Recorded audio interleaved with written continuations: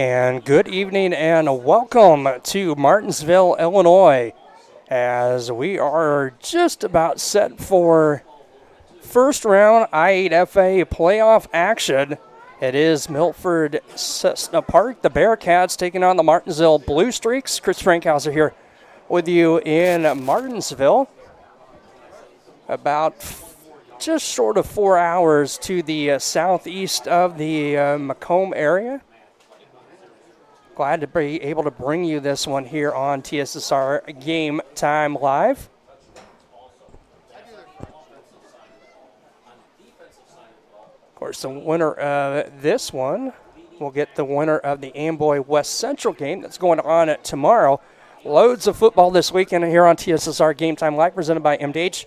We will have all 4 I8FA games tonight, 4 more tomorrow. And mixed in between a couple of 11-man as here come the Blue Streaks to the field from the southeast corner of the football field. Coming out with the American flag. These two squads, the Bearcats and Blue Streaks, met a couple of weeks ago at Milford, and it was a 50-30 win for Martinsville in that contest. We'll step aside here on TSSR Game Time Live, presented by MDH. We'll be back in a couple of minutes here with the kickoff. At Western Illinois University, leathernecks don't just blend in. Our purple stands out. Our students are innovative, creative, and resilient. At WIU, there is limitless potential, with campuses in Macomb, the Quad Cities, and online. Visit wiu.edu/potential to become a leatherneck and get an education that stands out.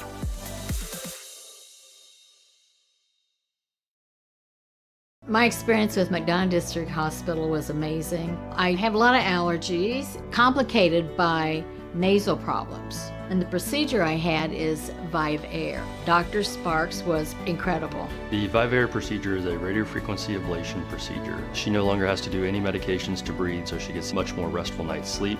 And a short little office procedure, and have somebody that feels like it's totally changed their life means the world. It's a permanent improvement on the quality of your life.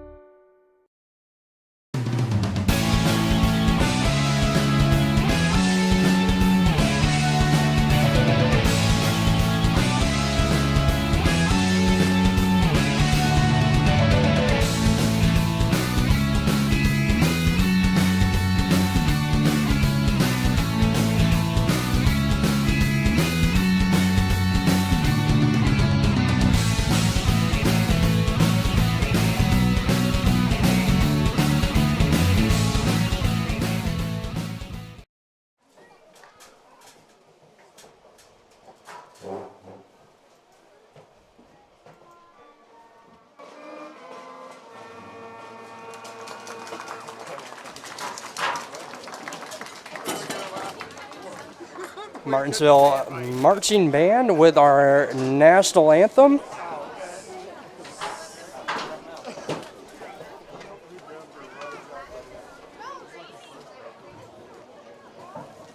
And now let's meet your starting lineups. And we'll turn it over to our PA announcer for the starting lineups. Starting at center, a junior wearing number 36, Hector Herrera. At your left guard position, a senior wearing number 44, Eli Nifley. At the right guard position, a junior wearing number 55, Keegan Finney. At one tight end position, a senior wearing number 25, Braden Tresner. And at the other tight end position, another senior wearing number 6, Gavin LaLoop. Your tailback tonight, a sophomore wearing number 10, Gabe Griffin. Your running back tonight, a senior wearing number 3, Adam Parcel. And your quarterback tonight, a senior wearing number 2, Caden Simons. The Blue Streaks are coached by Mitch Baird, Josh Stowers, Troy Higginbotham, and Mark Ambrose. Once again, a reminder, the Blue Streaks won the opening toss, and they elected to receive, so they'll be getting the ball to start. Blue Streaks won the toss. They will start with the football. Blue Streaks in the blue jerseys with the white numbers. Milford-Cissna Park in the white jerseys with the blue numbers. Milford-Cissna Park head coach Clint Schwartz. And the head man for the Blue Streaks, that's Mitch Baird, hoping to get a word with both coaches after this contest. He's able to make contact with Coach Baird before the game and said he will try to get up here afterwards, and hopefully Coach Schwartz will be able to as well, as we're just about set. Week 1 of I8FA football in the state of Illinois. Game time temperature in the lower 50s this evening, and it's a great night for high school football, and we're just about set here in Martinsville, Illinois to get this one started. Back deep for the Blue Streaks, number 2, Caden Simons, and number 11 to kick it away for the Bearcats. That is number 11 is Caleb Tuttle, a sophomore. Only 2 seniors on this Milford-Cissna Park squad. Tuttle set to kick off for the Bearcats. Caden Simons back deep to return. And fans, let's get on our feet and let's have a good game here tonight on Friday night in Martinsville. Let's see if the Bearcats are willing to kick one deep or not. The approach, and it's going to be a little squib kick, going to go up to one of the up and number 6. And the Bearcats appear to not want to kick one deep to Simons, and Gavin LaLoop is here to scoop up that little onside. Gavin LaLoop on the recovery of the kick for the Bearcats. It'll be 1st and 10 for Martinsville at their own 40-yard line, just underway, 11:58 to play here in the opening quarter. Thanks for tuning in to TSSR Game Time Live, presented by MDH tonight. Chris Rank has are proud to be bringing you this one from Martinsville. 1st and 10 for the Blue Streaks. Going to go shotgun set. Quarterback is number 2, Caden Simons, for the Blue Streaks, and he's going to keep it here off the left side, and not much there. That was actually Adam Parcel, on the run, and it's going to be a no gain for Parcel. So 2nd down and 10 for Martinsville, about their own 40, 11:35 to play here in the first quarter.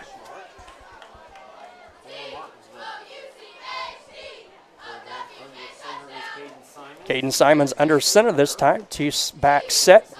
Going to hand off to number 10, Gabe Griffin. And then Griffin's going to have a nice gain of about 5 or so, and bring up a 3rd and 5 for the Bearcats at their own 45-yard line. No score just underway here in our opening quarter.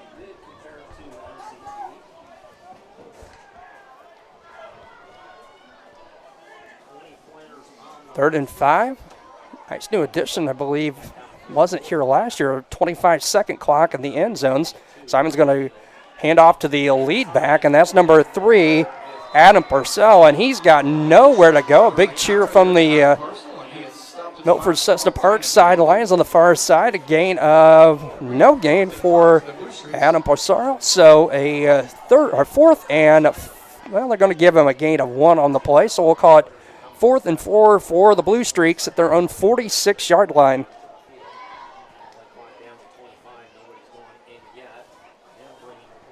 Bring number 7, Evan Seaman, going to bring the play in from the Blue Streak side. Number 7, a junior for Martinsville. Play clock down to 10. Martinsville going to line up to go for it. Simon's under center. And he's going to look back to throw. He's got a man open, and it's caught on the far sidelines for a 1st down into Bearcat territory. Gavin LaLoop on the reception. So from the 46 to the Milford 43-yard line.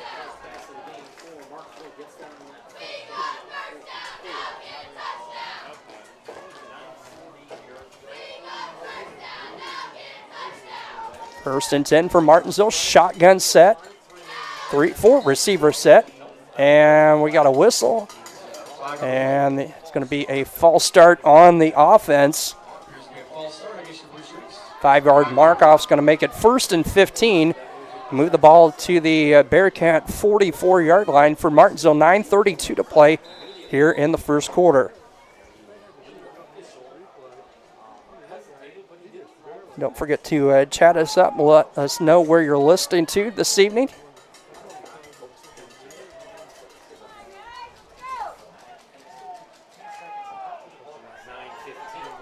Clock down to 9:15 to play. Play clock down to 3 for Martinsville. Simon's going to hand off, and it's the second back. That is number 10, Gabe Griffin, for a gain of about 4. Number 33 for the Bearcats on the stop. Jaden Saunders, 5'11" junior for the Bearcats on the stop.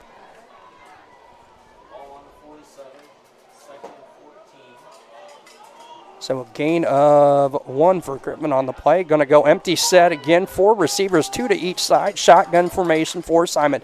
He's going to take it and he's going to run with it. He's across the 45 of the Bearcats down to the 43. All a gain of 4. Simons with 9 touchdowns for the Bearcats on the season. 473 yards. It's going to set up a 3rd and long for Martinsville.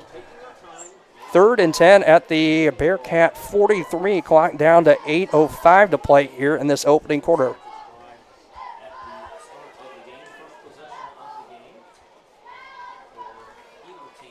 Brandon watching from Martinsville. Let's go Blue Streaks. Guy, we're working on the video a little bit. Camera on top. So, and 3rd down and 10. Simon's looking to throw out of the shotgun. Set's going to take off. Runs. Got a man wide open.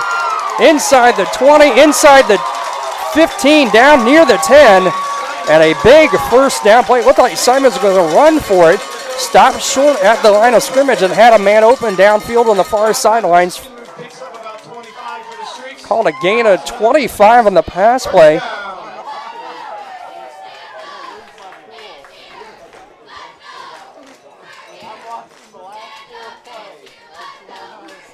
A loop on the catch again for Martinsville. 1st and 10 from the Bearcat 13 for the Blue Streaks. 2 running back set, going to hand off to number 3. Parcell. And touchdown Blue Streaks.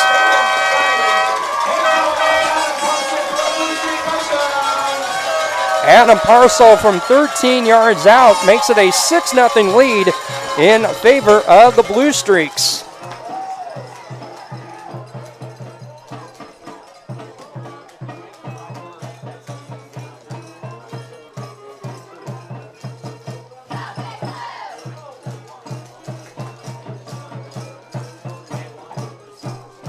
Line it up 4-2, shotgun set, 4 receivers. Simon's going to take it, and he's going to keep it on the ground, and he is going to get into the end zone. 2-point conversion for the Blue Streaks is good. So with 7:18 to play here in the first quarter, it's an 8-0 lead in favor of the Blue Streaks. We'll be back with the kickoff here in just a moment on TSSR Game Time Live, presented by MDH. We're an 11-bed ER. I see acute injuries on the field. I see ankle sprains. I see ACL knee injuries, as well as in the clinic. It's very rewarding to see them from on-the-field injury to rehab to transition back to their event. Back here in Martinsville, Illinois, 8-0 lead for the Blue Streaks.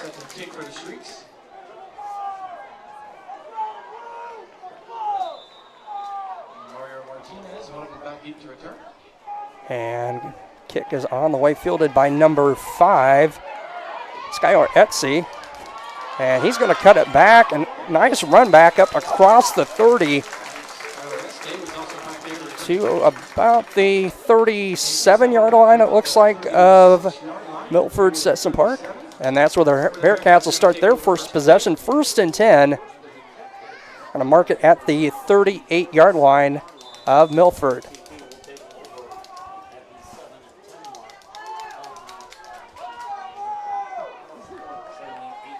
High set for the Bearcats. Going to be a pitch to the near side. Running back number 21 on the carry. Mario Martinez, and he's got a nice run into Blue Streak territory. Going to run out of bounds at the Blue Streak 42-yard line. Blue Streaks don't get containment there. And the Bearcats pick up a big chunk of yards. 21 matches uniform number on the carry.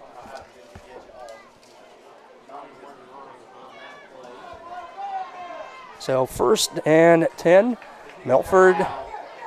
That's going to be at C on the carry, number 5. And a late flag coming in. Gain of a couple on the play. I'll have to wait and see what the penalty flag is for. The flag is either a hold or a face mask. We'll see which one is being called and who it's on. That Officials still discussing it down at the field. Personal foul, face mask on the Blue Streaks. They're not saying face mask hit to the helmet is the call. So that tacked that on from the 42. That's going to take it down to the 25. Spot foul at the 40. So move it 15 yards to the 25. 1st and 10 for the Bearcats. They're going to go shotgun set. Single receiver to both sides. That's going to be handoff to 21 Martinez again, and he tries to go to the far side. He's upended on the play by number 25 for the Blue Streaks. Braden Tresner, we should say. Another penalty flag on the play. It's going to be a hold on Milford.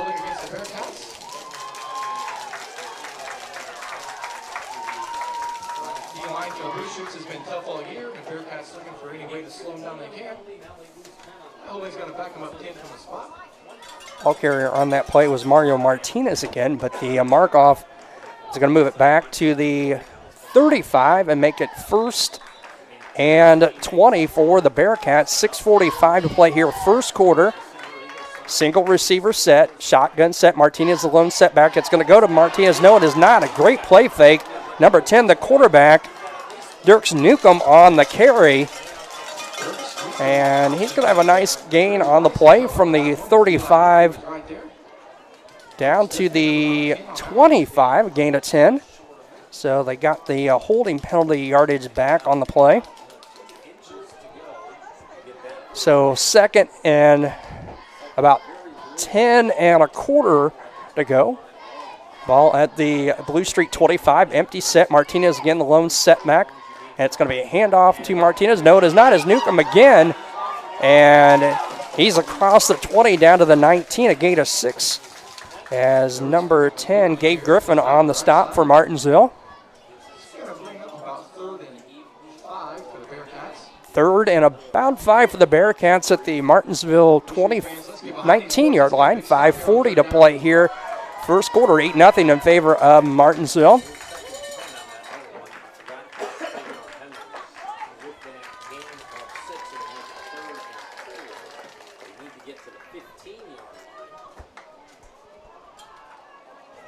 Deborah Baird saying more cowbells, Blue Streak. That's easy for me to say.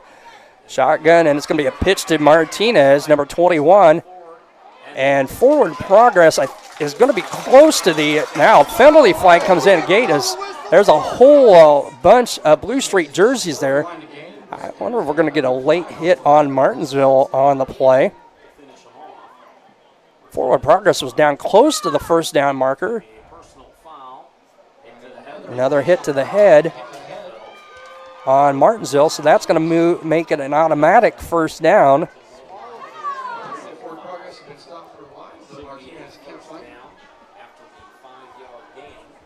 Gain of about 5, so it was close to first down, but it's not going to matter with the penalty being marked off. And with the penalty being half the distance to the goal, the Bearcats are going to take over 1st and 10, or 1st and goal just inside. 1st and goal for the Bearcats at about the 8, they'll call it. Shotgun set for Milford.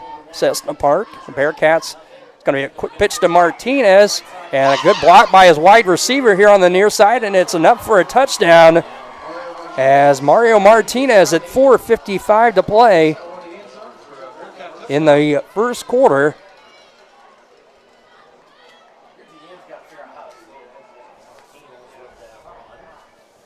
So the touchdown run on their first possession. Let's see if MCP can convert here and tie it up. makes it a 8-6 score. Just over 7 minutes into the contest. 4:55 remaining. 2-point conversion attempt. Going to fake the handoff, and it's going to be Newcomb. He's going to walk into the end zone for the 2-point conversion. So with 4:55 to play here in the first quarter, it's all square at 8-8. We'll be back with the kickoff in just a moment here on TSSR Game Time Live, presented by MDH. I went through MDH when we were trying to get pregnant.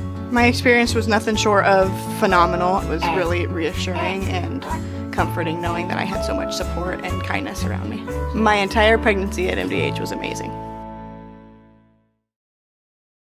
After my appointment that day, I just made up my mind that I'm going to have my baby here in Macomb and this hospital, because irrespective of where you're from, who you are, it's just their line of duty to make sure they give care, make you comfortable.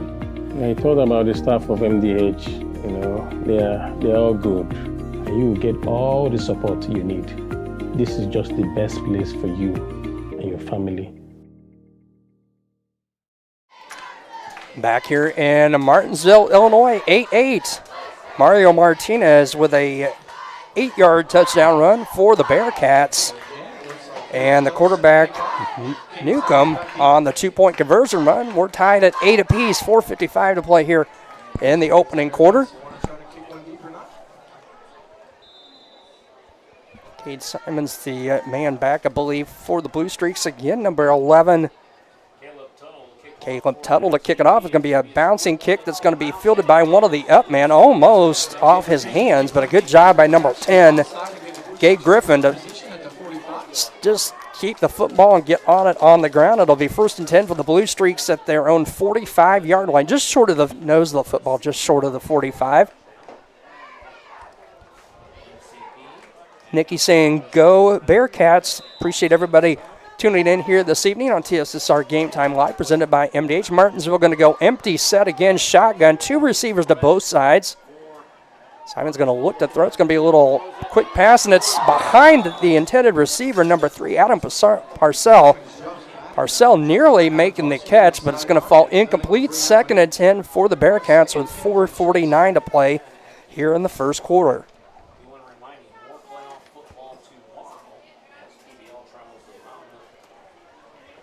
Don't forget, on our TSSR Game Time Live platform, presented by MDH, all sorts of football this weekend, all 8. 4 tonight, 4 tomorrow. 8-man playoff games and a couple 11-man games in there as well. 2nd and 10 for Martinsville. Going to be a handoff to number 3, Adam Parcell. And he's going to have a gain of about 5 or so. And that's going to bring a 3rd and 5 for the Blue Streaks. Parcell unofficially 19 yards on 4 carries thus far, including the 13-yard touchdown run to start the scoring in this contest. 3rd and 5 for Martinsville. Simon under center this time. Going to hand off. That's to number 3, Parcell, and he's going to be short of the first down by a couple of yards. It looks like a gain of 3 for Adam Parcell. Call it 4th and about 2 for Martinsville. Clock under 4 to play here in this opening quarter. 3:50 to play. As number 7, Evan Seaman Jr. brings in the play from the Blue Streak sideline.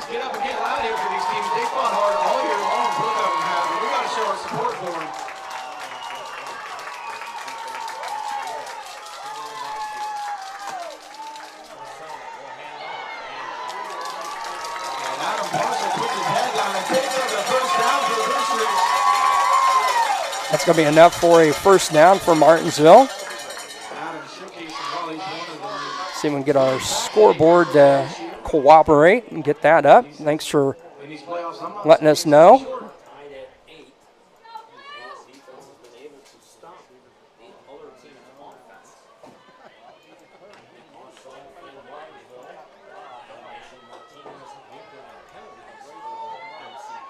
We'll get this all figured out here. 8-8 our score. First down for the Blue Streaks. Direct snap to Parcell. It's looking downfield. Underthrew the intended receiver. That was Caden Simons on the play.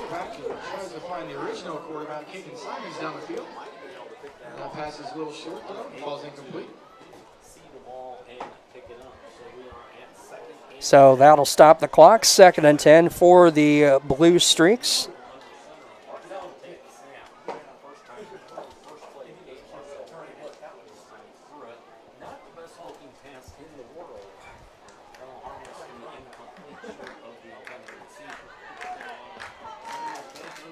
Eight the score, 2:56 to play here in the first quarter. And Simon's going to try to get around this near side, and he's going to get it back to the line of scrimmage, and I don't think much more beyond that. Number 0 and number 5 in on the stop. Skylar Etsy and Caleb Clutter on the stop for the Bearcats. 3rd down and 10 for Martinsville at the Bearcat 44-yard line.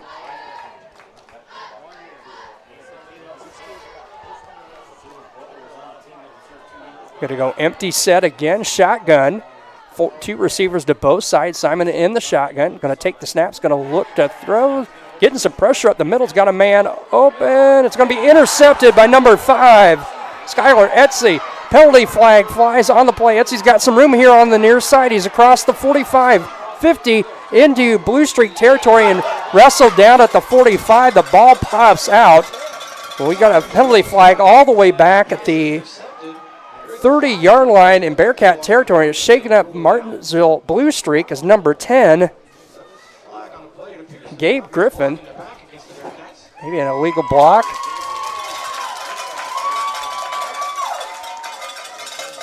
On Milford-Cissna Park.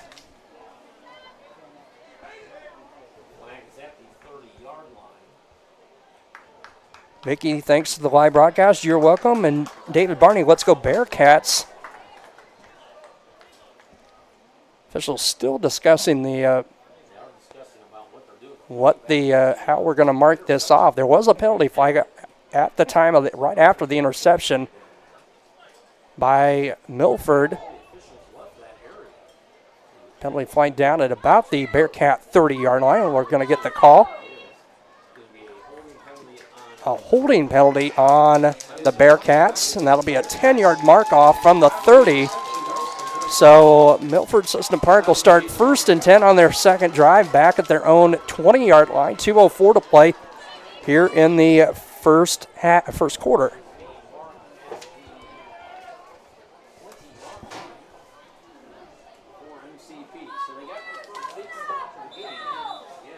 So the Bearcats going to go shotgun set. Martinez, the lone setback. It's going to be a fake the handoff to him.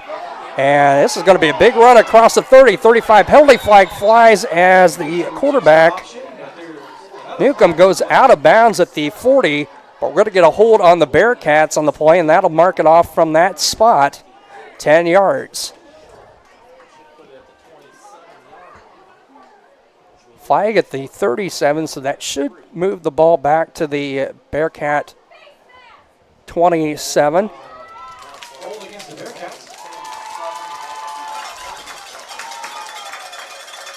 That'll be 10 from the spot, so the Bearcats will still be short of the first down. It'll be 2nd and 3 as the ball's put at the 27-yard line. Be a 2nd and 3, or 1st and 3, I should say. 7 net yards on that last play. So 1st and 4X is what they're going to mark it. Play clock down to 10. Shotgun set. Newcomb's going to fake the pitch, going to keep it himself, and he's got some room across the 30, 35, out close to the 40, to the 38. That's enough for a first down. Picks up the first down for the Bearcats. So from the 27 to the 38, a gain of 11.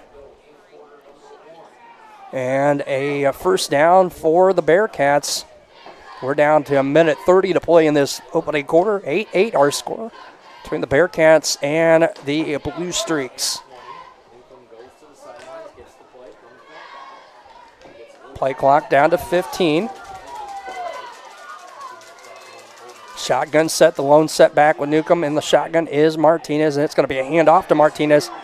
And he's going to have it across the 40 to the 43, 44. I'm going to call it a gain of 5 for Martinez, Mario Martinez.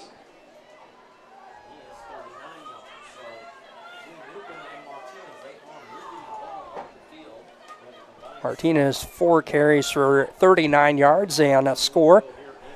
2nd and 5 for the Bearcats with 48 seconds on the opening quarter clock.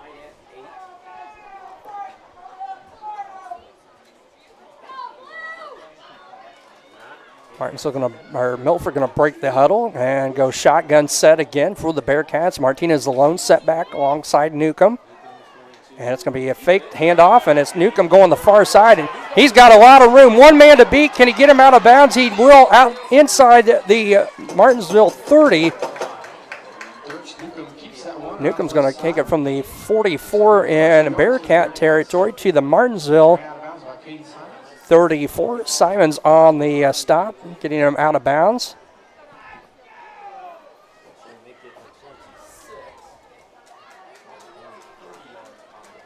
So we'll call it a gain of 30. Newcomb really running well for Milford-Cissna Park. Shotgun set again. Going to hand off to Martinez this time. And Martinez is going to be wrapped up after a short game, maybe a couple on the play. 44, Eli Niffley on the stop, senior for the Bearcats. And that's going to bring us to the end of the opening quarter. We're tied 8-8. We'll be back with second quarter action here on TSSR Game Time Live, presented by MDH. We're an 11-bed ER. I chose physical therapy because I knew I wanted to be in the healthcare field. I wanted to be able to help patients in some way related to more in depth. We get to know our patients, and that's really what kind of sets us apart. Back here in Martinsville, Illinois, Martinsville High School, home of the Blue Streaks. We're ready for second quarter action. 8-8 between the Bearcats and the Blue Streaks. Chris Rankhauser here with you on TSSR Game Time Live, presented by MDH. It'll be a 2nd and 7 for the Bearcats at the Blue Streak 26.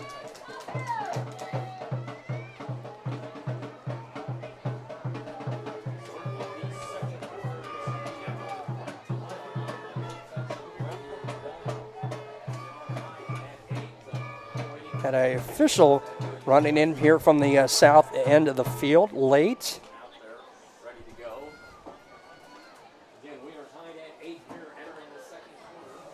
Bearcats have it 2nd and 7 from the Blue Streak 24. Tied at 8 single receivers. Shotgun set. Martinez alone set back with Newcomb. And it's going to be Newcomb on the carry. And penalty flag flies in from the backside judge. And Newcomb's going to have a gain of a couple on the play, maybe 3. We're going to get a hold. Preliminary signal is a hold on the Bearcats, but officials still talking it over.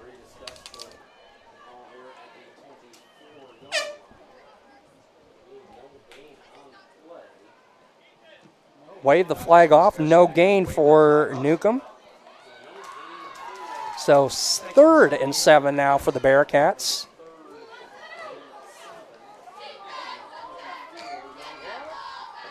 Ball at the Martinsville 24-yard line.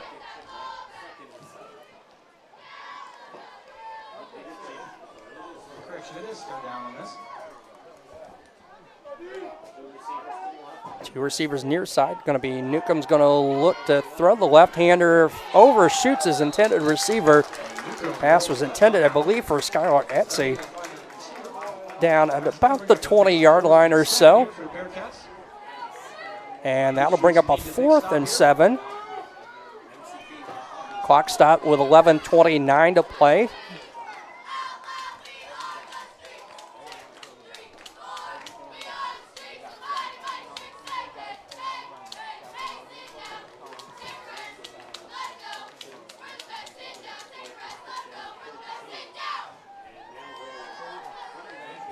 Play clock down to 8. And the play coming in late. I wonder if we'll get a timeout here. And we will. Nope. They didn't charge a timeout to anybody, but it was official timeout, so they reset the play clock. And the game clock going to tick down as well. 11:20 to play here in the first half. 8-8, a big 4th down here for the Bearcats. Going to go 2 receivers far side, shotgun set. Newcomb, running back is Martinez. Newcomb's going to look to throw. He's got a man open. Intercepted. Intercepted by number 7, Evan Seaman for the Blue Streaks. And on 4th and 7, that pass is intercepted by Evan Seaman, but there's a flag on the play. Looks like he's down inside the 5, so Martinsville going to have a long way to go, but they hold. Penalty flag on the play. I did not see it. Oh, yeah, there is back at the Martinsville 27-yard line. It's going to be a hold on the Bearcats. Penalty declined. 1st and 10 for the Blue Streaks. 1st and 10. Deep inside the 10-yard line.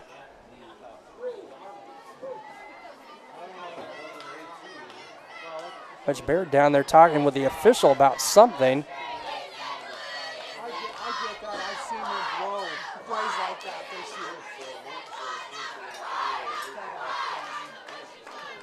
It's going to be 1st and 10, and it is deep. It's going to start at the 2-yard line. Thank you, Nikki, for the pronunciation. Este.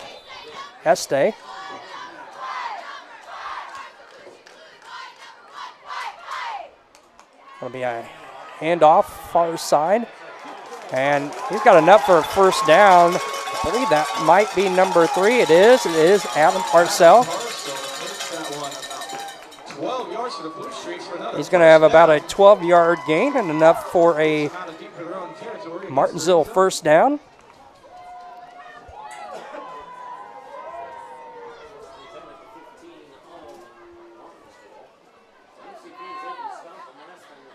First and 10 for the Blue Streaks from their own 15. Handoff up the middle. Parcell again. Going to have a nice game of about 5 or so on the play. That's going to bring up a 2nd and I'll call it a gain of 6. So 2nd and 4 for Martinsville. Ball at their own, we'll call it the 21-yard line.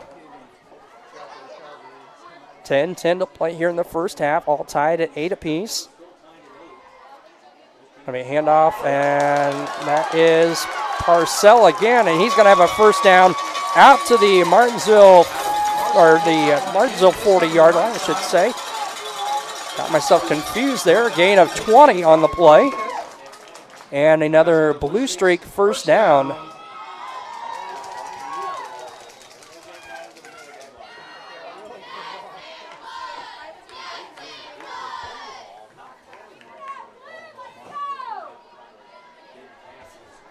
First and 10 for the Blue Streaks at their own 40, 39, and that's going to be number 10, Gabe Griffin. And Griffin's going to have a gain of 6. We'll give Griffin 6 on the play.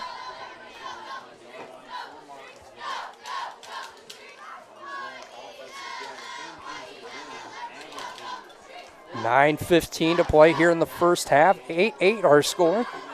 Rematch of a couple of weeks ago that went in favor of Martinsville, 50-30. 2nd and 5 from the Martinsville 45. Simon's going to hand off. That is Parcell. And he's going to come up, I think, just a little short. He got close to the first down marker, but don't think he's going to have enough. He's going to bring up a third and probably less than a yard.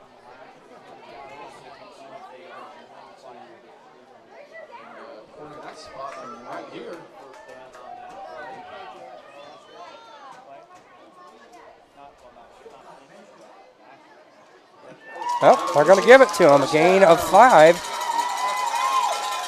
And a Martinsville 1st and 10.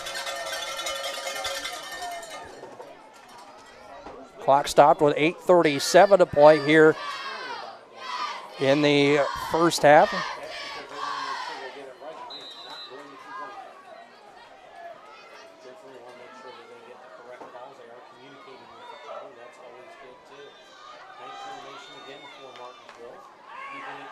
He's going to look to throw and throws it, and a nice catch and a good hit by Caleb. Number 0, I believe, was the one that made the hit there for the Bearcats. Simon to Griffin, and that was a gain of we'll call it a gain of 5 on the pass play. 2nd and 5 for Martinsville at the Bearcat 45-yard line.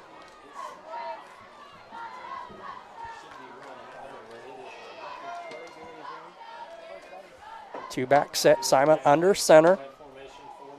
Hand off to the lead back. That's number 3, Parcell.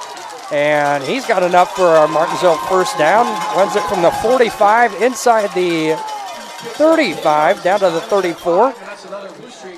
Gain of 11. And another Blue Streak first down. 8 minutes to go. 1st and 10 for the Blue Streaks at the Milford 34-yard line.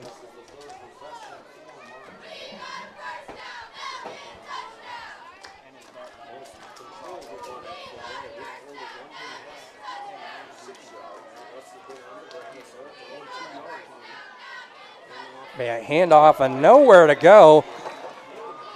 Parcell with a carry and a big stop in the backfield by number 22, Zayden Coster, 6'4", 225-pound junior for Milford-Cissna Park, and it's going to be a loss of a yard on the play.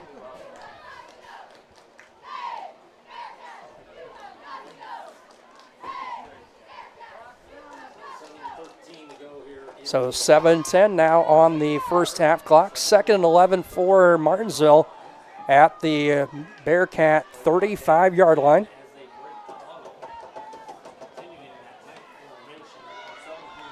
Colt Tour, thank you again, Nikki, number 0. Simon's on the carry, and he's got a lot of room, and he's going to have a first down for the Blue Streaks down close to the 10-yard line.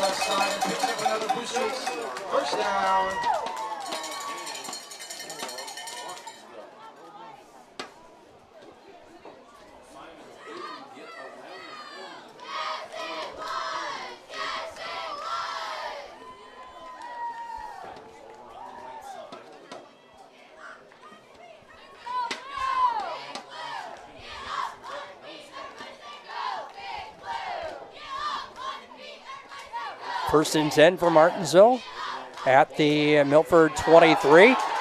And getting around this near side and brought out of bounds, but he's going to have enough, I think, for another first down. That's Adam Parcell again. First down.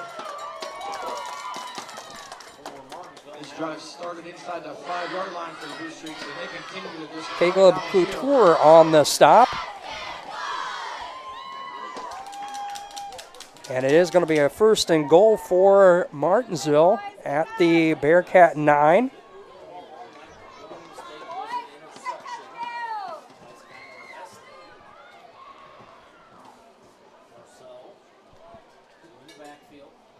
Simon under center, going to hand off to Parcell again. He's going to cut it back into the end zone. Touchdown, Martinsville. 9-yard run. for Adam Parcell, his second of the night, pushes Martinsville on top by 6. 14 to 8, 6:12 to play here in our first half.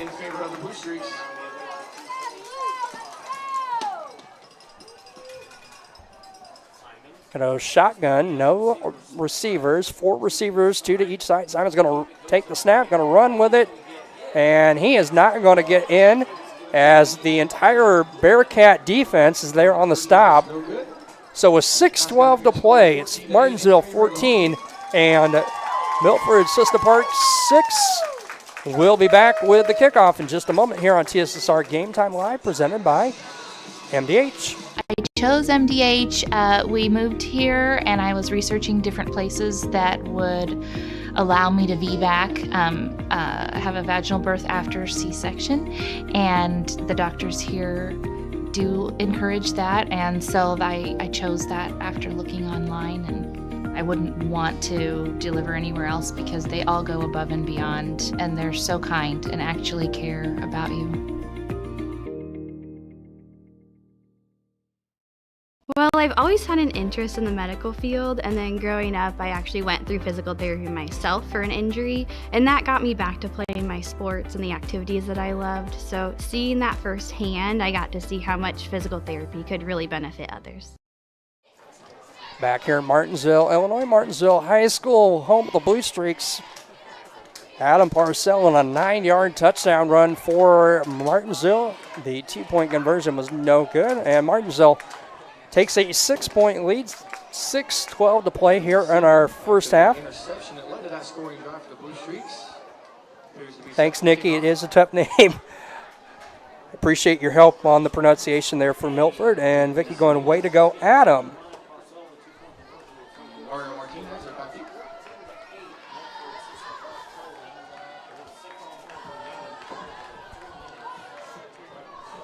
Este and make out the man. I think that's number 11, Caleb Tuttle. No, it's 21. That's Martinez. And 84 is going to pick up the kick for Milford. That's Aiden Schaefer, freshman. And that's where the Bearcats will take over 1st and 10 from the 32-yard line, it looks like.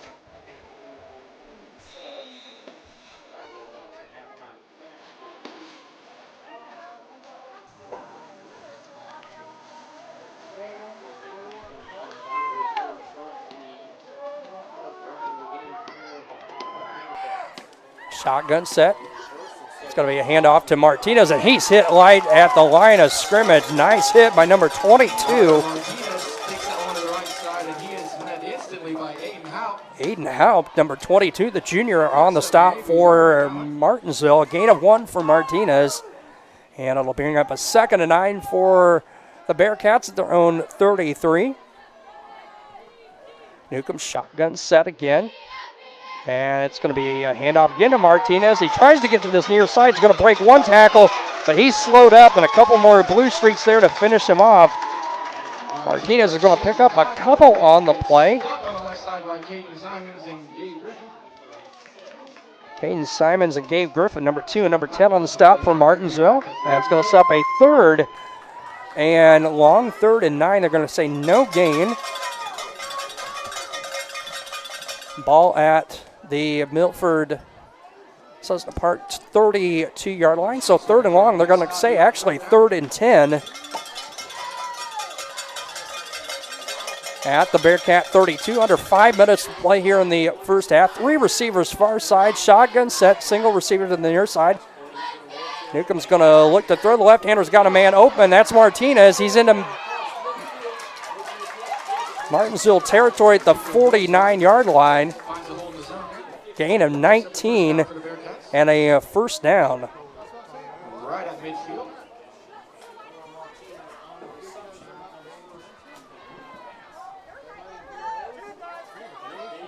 .440 to play here in the first half. 1st and 10, Martinsville. They're going to mark him down right at midfield.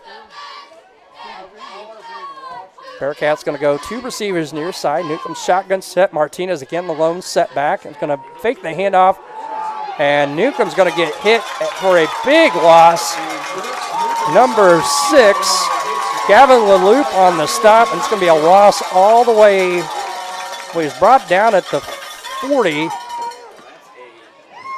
Thought the official on the far side marked stopped the forward progress at the 45, but he does not. It's going to be 2nd and 19, a loss of 9 on the play for Newcomb for the Bearcats.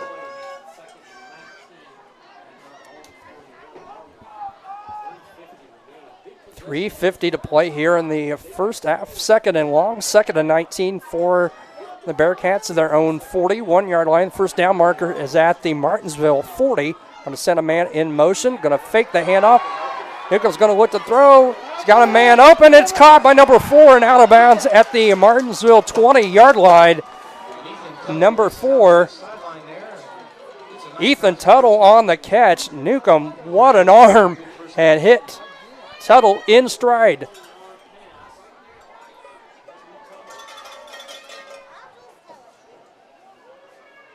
I'll mark him out of bounds at the 18. .41 yards unofficially on the pass play to Tuttle.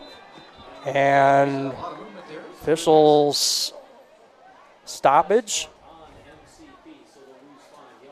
So it's going to be a false start on the Bearcats.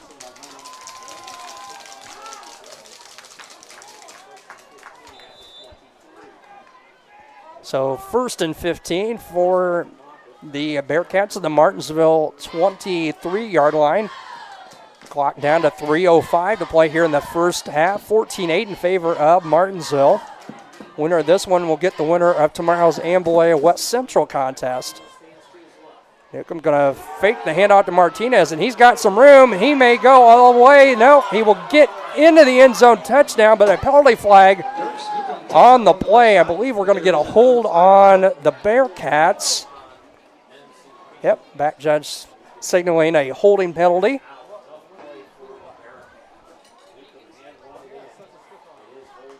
There's going to be holding on the Bearcats, so negate the touchdown.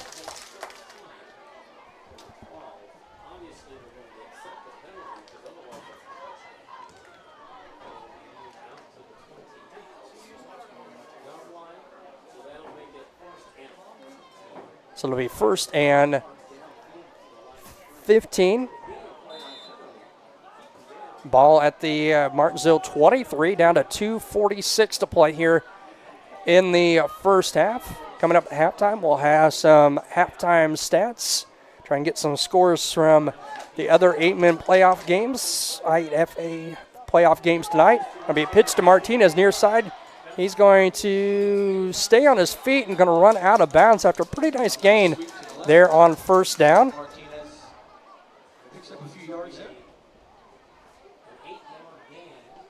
Called a gain of 8. 2nd and 7 for the Bearcats at the Martinsville 15. Clock stopped at 2:38 to play. 14-8 in favor of the Blue Streaks. Again, shotgun set. 2 receivers far side. Newcomb's going to pitch it to Martinez, and he's going to be wrapped up right about the line of scrimmage. Number 22, Aiden Haupt, and 44, Eli Nifley on the stop for Martinsville. So it's going to set up a 3rd and 6, gain of no gain on the play. Clock down to 2:15 to play here in the first half. Bearcats will get the football again to start the second half. They're going to send 2 receivers near side. Newcomb going to take the shotgun set. It's going to look to throw. Throws, and it's complete. Couture, Caleb Couture on the catch.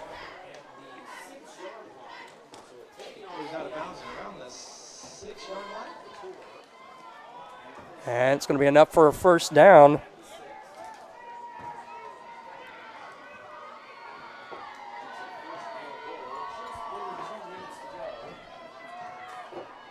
First and goal from the 6. 1:59 to play here in the first half. Martinsville up by 6. Single receivers to both sides. Be a shotgun. Newcomb going to keep it. And on the stop is parcel number 3 for the Blue Streaks. No gain on the play. Second and goal from the 6 for the Bearcats.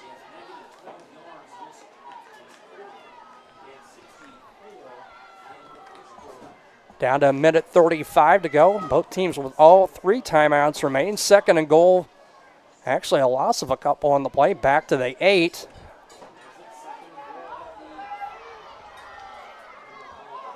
Down to 1:20 now. Play clock down to 9. I'm going to pitch to Martinez, and he's hit and wrapped up. And number 6 on the stop. Gavin LaLoupe on the stop. A big hit there by LaLoupe. And it's going to be a no gain for Mario Martinez and the Bearcats, and sets up a third and goal from the 8. We're under a minute to play here in the first half.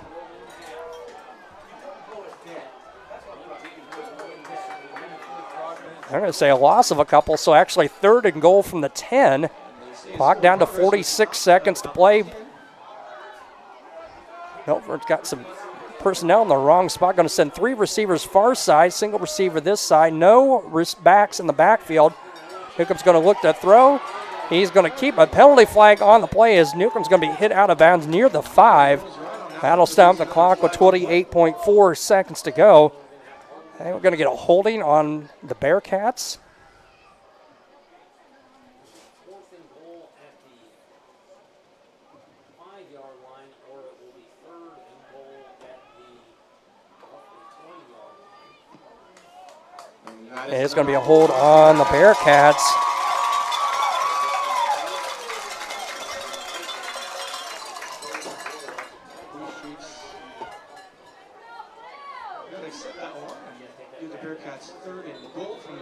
Third and goal for Milford-Cissna Park from the 20-yard line. We're going to time out by the Bearcats. And with that, we'll step aside and we'll be back here in just a moment. This is TSSR Game Time Live presented by MDH. I chose the MDH OBGYN group because I've heard wonderful things about Dr. Smith. And upon entering the office, I really got along with everybody and got a warm feeling. The staff is warm and inviting and welcoming. It's a small community, so it's a really nice hospital to have here in the rural area. I continue to choose MDH because of the relationships I have. I really enjoy everybody here. After my appointment that day, I just made up my mind that I'm going to have my baby here in Macomb. They were so wonderful. I thought about the staff of MDH. They're all good. This is just the best place for you and your family. Back here in Martinsville, Illinois, Martinsville High School. Third and goal for the Bearcats at the Blue Streak 20-yard line. Blue Streak's on top by 6, 14-8, 28.4 seconds to play. Newcomb going to shotgun set. Again, no empty backfield. He fires. He's got a man open. Tip and caught. Touchdown for the Bearcats. Caleb Couture on the reception that was deflected by, I believe, Evan Seaman, tipped the ball for Martinsville. It tipped it backwards a la the Bears and the Hail Mary last Sunday. And it's tied up at 14 apiece. Touchdown, 22 seconds on the clock.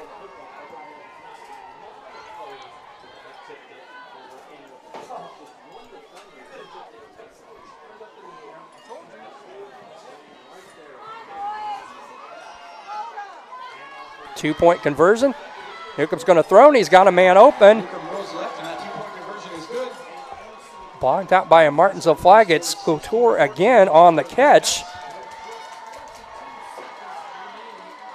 So with 22 seconds to play in the first half, the visiting Milford-Cissna Park Bearcats will take a 2-point lead. We'll be back with the kickoff in just a moment here on TSSR Game Time Live, presented by MDH. Well, I've always had an interest in the medical field, and then growing up, I actually went through physical therapy myself for an injury, and that got me back to playing my sports and the activities that I loved. So seeing that firsthand, I got to see how much physical therapy could really benefit others. I like to make time for my patients. I don't ever want anyone to feel rushed. I'm happy to sit and talk for as long as they need. And you know, sometimes that puts me behind in my schedule, but I think it's worth it. People know if they need me that I'll be there. Back here at Martinsville High School, 16-14 in favor of MCP. The Bearcats on the 2-point conversion.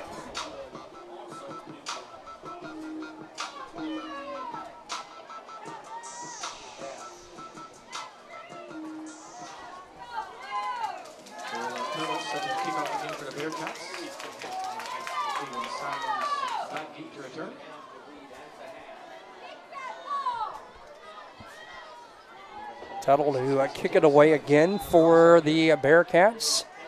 Simon back deep. Haven't gotten a deep kick yet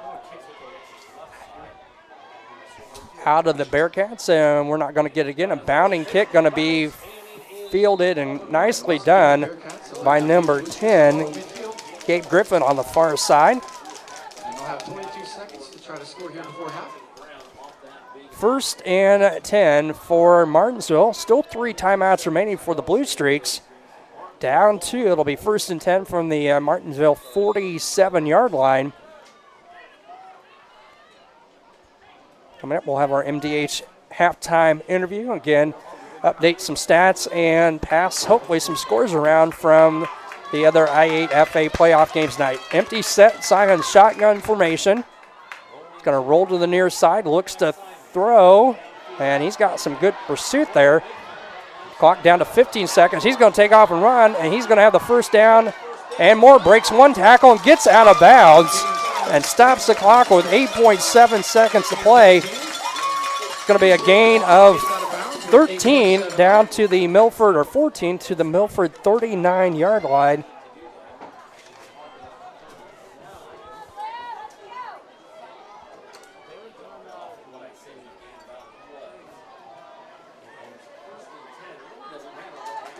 .7 seconds to play here.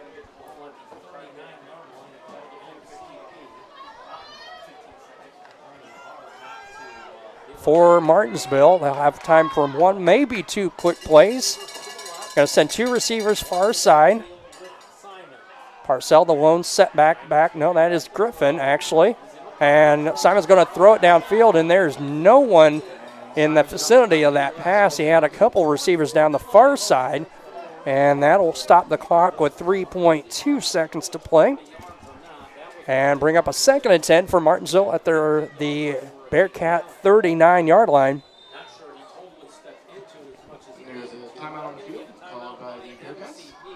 Bearcats going to call a timeout. Their 2nd. Just a reminder again here before halftime. The concession stands and bathrooms are located on the south end of the football field. And we'll step aside. We'll be back here in just a moment with the last play of the first half. I grew up in a small town in Missouri, and I like the feel of community. I like knowing the people that I take care of and knowing the people around me, providing care for someone that you know is in this community and helping them to get better. 3.2 seconds to play here in Martinsville in the first half. 16-14 in favor of the Bearcats over the Blue Streaks.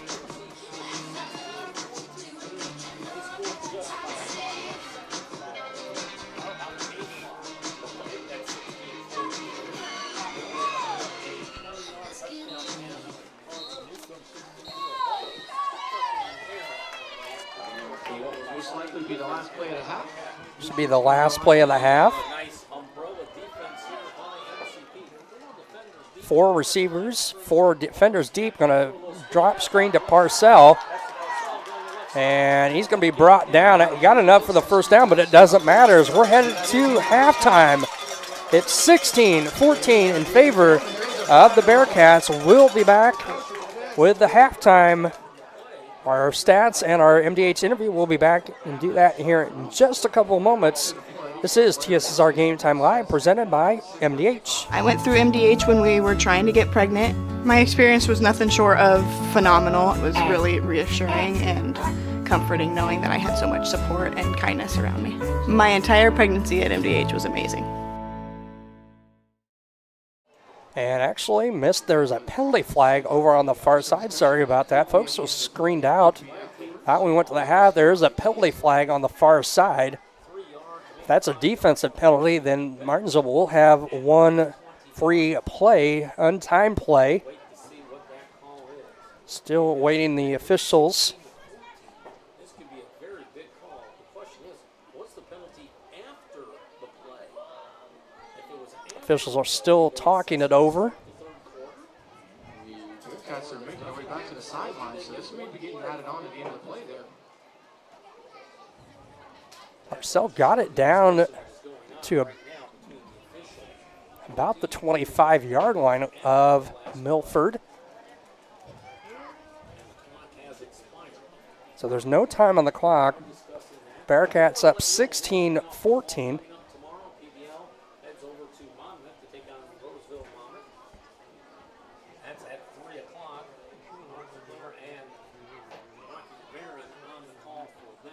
Officials still talking it over.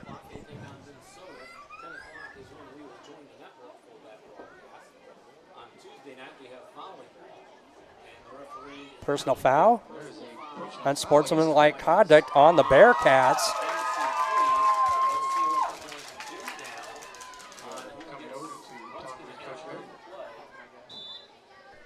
That is the end of the half. Now there'll be halftime. So we will not get a play. That may end up being assessed on the kickoff to start the second half. So we are at halftime. It's 16-14 in favor of MCP over Martinsville. We'll step aside, get some commercials in, and we'll be back in just a moment here on TSSR Game Time Live, presented by MDH. I chose the MDH OBGYN group because I've heard wonderful things about Dr. Smith. And upon entering the office, I really got along with everybody and got a warm feeling. The staff is warm and inviting and welcoming. It's a small community, so it's a really nice hospital to have here in the rural area. I continue to choose MDH because of the relationships I have. I really enjoy everybody here.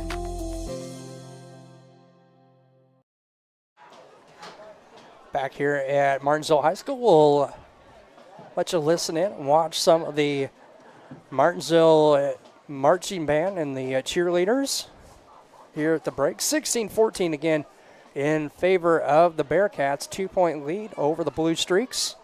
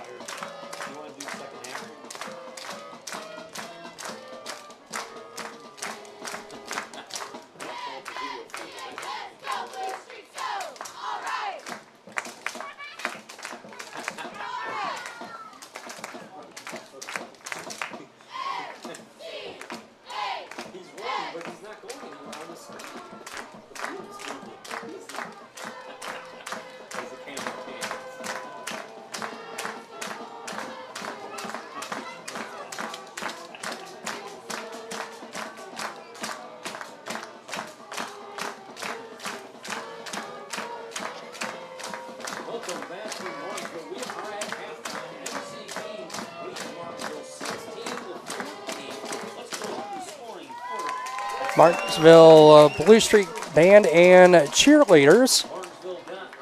And we're going to get into our MDH interview here at halftime. We'll be back with some updated scores, hopefully, from around the I8FA playoffs, also maybe a few 11-man scores if we can get those. And we'll be back with some updated stats and our second half here from Martinsville High School. It's 16-14 in favor of the... All right, welcome to halftime here. Patrick Osterman with us, and we talk about behind-the-scenes stuff all the time. The guy running the board right now, kind of crazy. I don't know if you could get a much higher title running the board behind the scenes of a interview at McDonough District Hospital other than our president and chief executive officer, Bill Murdoch. But we appreciate Bill helping us out. Yeah, he's game to help with everything. I'm guessing your job has to be a little more relaxed now. He seems to be like a pretty good guy to work with. I tell you what, Bill has done a fantastic job. You knew just how good of a person he was, having worked with him for the last 5 years prior as our chief financial officer. And when he was promoted to our chief executive officer, I was all excited about it. I think everybody in the organization was very excited about it. You talk about, do you need to do a national search? And our board of directors, I give them all the credit in the world. They listened to the staff. They listened to the community members and said, you got somebody here who knows what they're doing, is a great person, does a great job. He knows the community. He's invested in the community. And it's been a great 2024 so far. And we've got a lot of bright future, a lot of great things that we're looking ahead towards. Well, it's nice because MDH has been so embedded in the community, right? It is always nice to have somebody at the top and throughout the system that's also embedded in what the community has to offer and needs. Absolutely. With my job, I do a lot of community relations. I get out, talk with businesses, talk with organizations. And one of the first conversations I had with Bill when he stepped into that new role, he said, Pat, I want to get out in the community. And we've been able to do that. We've gone out and met with our regional healthcare colleagues, CEOs, just talking about what can we do together? Is there anything we can do together? Rural healthcare is tough. There's a lot of challenges we face, but if we work together, maybe play to each other's strengths, I think we can both succeed. And that's the best way that we can help serve our community, help serve the patients that we are here to serve. Well, and improving your brand is always a good thing, right? Whether it's a hospital or TSSR Game Time Live, improving your brand is a good thing. Getting out in the community helps that, but also expanding your options helps that as well, right? Absolutely. One of the things you always look at is clinical partnerships. If we can't get a physician here, is there another healthcare organization that we can do what we call a clinical partnership with? Blessing Health is a great example out of Quincy. They bring cardiologists up here, a pulmonologist. We have a urologist that comes up here once a week. So our patients in McDonough County, they don't have to drive down to Quincy or maybe Springfield or maybe Peoria. If we can find those clinical partnerships where they can be seen here in Macomb, it's just a win-win for everybody. Well, last year we talked about expanding to Monmouth with you. We talked about the pharmacy. As we talked to Bill, the pharmacy is expanding, and I shouldn't say expanding, it's coming to completion. You've done great things, I think, in Monmouth. What's down the road for MDH? Are you at a point that you can talk about anything that's coming? I think we just got to keep looking on how we can continue to grow, and that's been one of our focal points. We do strategic planning on a quarterly basis. We want to look ahead, 2-3 years down the road, but as we said, there's a lot of dynamics going on in healthcare right now. So if you get too far ahead, you kind of lose sight what could be coming right around the corner. So that's why we try to keep it more of a short term, yet still look ahead to the long term. Like we said, our biggest challenge is how can we continue to grow? We've been here for over 65 years. What can we do as an organization, as a staff, as an administration team to make sure we're still around here for 65 years and beyond? As public relations guy for the hospital, what do you want to use this opportunity to tell the people that might be watching about MDH in 2024 that's different maybe than what they expected or saw from 2023 or before? Well, as you just talked about, our clinical expansions, as you said, Monmouth, our MDH Monmouth Clinic, convenience clinic, sports med and rehab. We got great staff up there, and I think that's a common theme. I know Bill talks about this a lot. I 100% on board with this too. I agree 100%. I would think you'd ask any of our staff members, they would say that we got a great team right now. We do a great job working together, and I think that's how we can play to our strengths to help grow. You talked about the community pharmacy. We're excited when that starts coming online and how we can best serve our community. a lot of convenience. I think one thing that we learned from COVID, people love convenience. We got our drive-through labs, and now you got our drive-through community pharmacy. A lot of good things going on. Stay tuned. It's an exciting time right now in our organization. Well, have some fun at baseball this weekend, okay? We're going to have some fun. A lot of fall baseball going on as we record this right before the start of high school football season. I know we're going to have a lot of great football games. We want to wish all of our area teams the best of luck this year. We'll be right back with the second half right after this.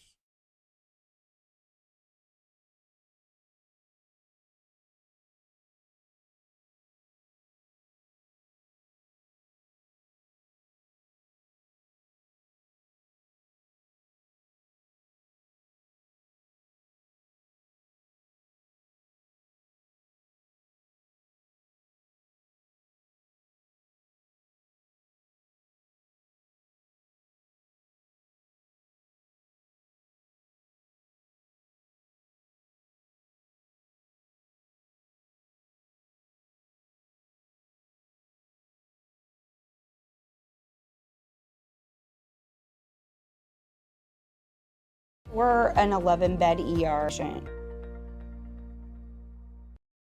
I chose MDH. We moved here, and I was researching different places that would allow me to VBAC, have a vaginal birth after C-section, and the doctors here do encourage that, and so I chose that after looking online, and I wouldn't want to deliver anywhere else because they all go above and beyond, and they're so kind and actually care about you.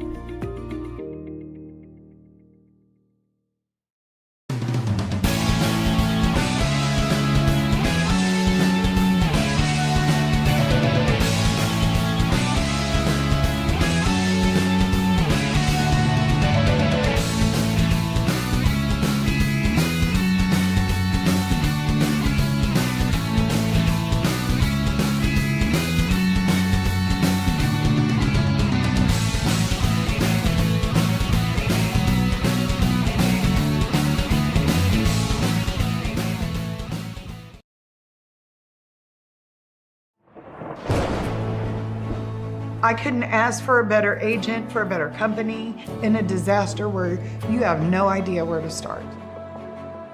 I learned that there's not a given in life. It takes a team. There's people that are gonna watch out for us and they care. It's been pretty stressful. Once we saw Lori and got our plan, it's like a huge weight lifted.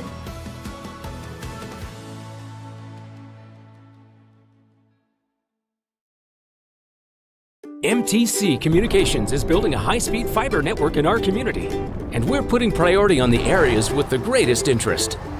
That means we need your input to let us know you want us to build fiber in your area first.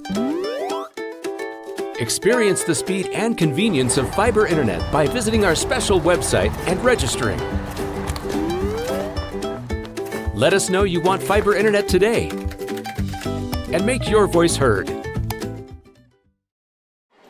Back here in Martinsville High School, 16-14 in favor of the Milford-Cissna Park MCP Bearcats. Running down some scores. We did get scores from the other three 8-man game that were going on this evening. All second quarter scores: St. Anne 15, St. Champaign St. Thomas More 6, Ridgewood 18, South Fork nothing, and Polo 26, Aldrin Hebron 12. Those all second quarter scores.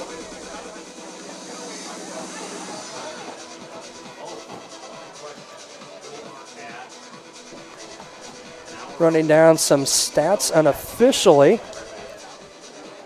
Got for Milford. First Newcomb, 8 carries for 65 yards. Mario Martinez, 8 for 49. Brooks Newcomb, 4 of 6 with an interception and a touchdown pass in that first half. Caleb Couture, 2 catches for 39 yards and a touchdown. Mario Martinez, 1 catch for 9 And Ethan Tuttle won for 41 yards for Martinsville. Caden Simons have got unofficially, I think I missed that last run there at the end of the first half. Unofficially, I've got him with 56 yards on 4 carries. Adam Parcell, 89 yards on 12 carries, 2 touchdowns in the first half. Okay, Griffin, 3 catches for 12. Caden Simons, I got 3 of 6 with an interception and 41 yards passing. Gavin Hulett, 2 catches for 36.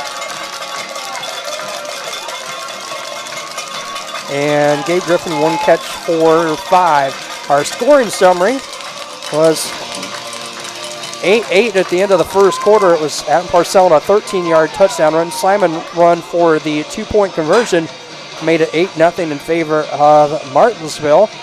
And MCP would answer back with 4:55 to play in the first. It was Martinez on an 8-yard touchdown run. Newcomb ran it in for the 2-point conversion.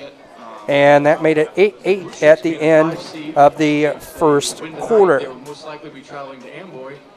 And with Pawnee being the 1 seed, this might be the last chance some of you guys get to watch these seniors play. Martinsville would score with 6:12 to play in the first half. It was Adam Parcell, his second touchdown of the contest on a 9-yard touchdown run. The Simon run was no good, and that made it 14-8 in favor of Martinsville. And with 22 seconds left, MCP would score on a 20-yard pass from Newcomb to Couture.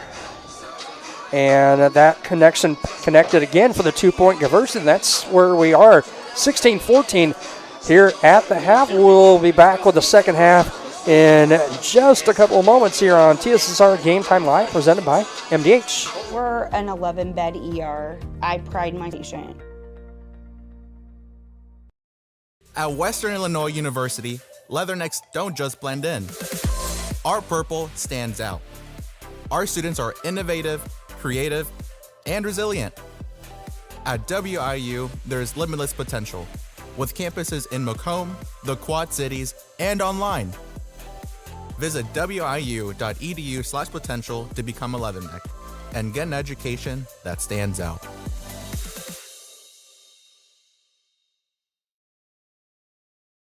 I grew up in a small town in Missouri, and I like the feel of community. I like knowing the people that I take care of and knowing the people around me, providing care for someone that you know is in this community and helping them to get better. Well, I've always had an interest in the medical field, and then growing up, I actually went through physical therapy myself for an injury, and that got me back to playing my sports and the activities that I loved. So seeing that firsthand, I got to see how much physical therapy could really benefit others.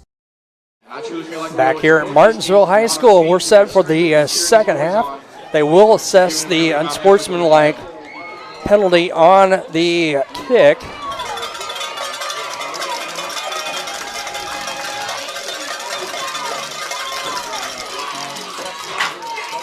Jace Comstock back for the Bearcats. And Martinsville going to kick it off from the Bearcat 45.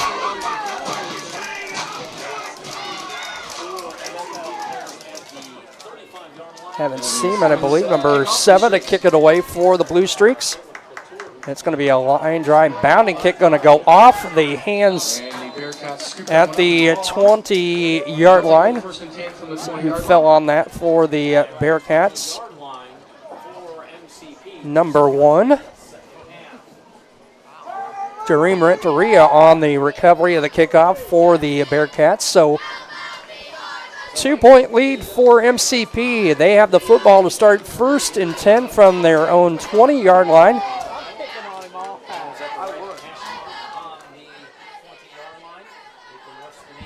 send a man in motion. They're going to hand it off to Martinez. He's going to get it across the 20, maybe to the 22-yard line, a gain of a couple on the play.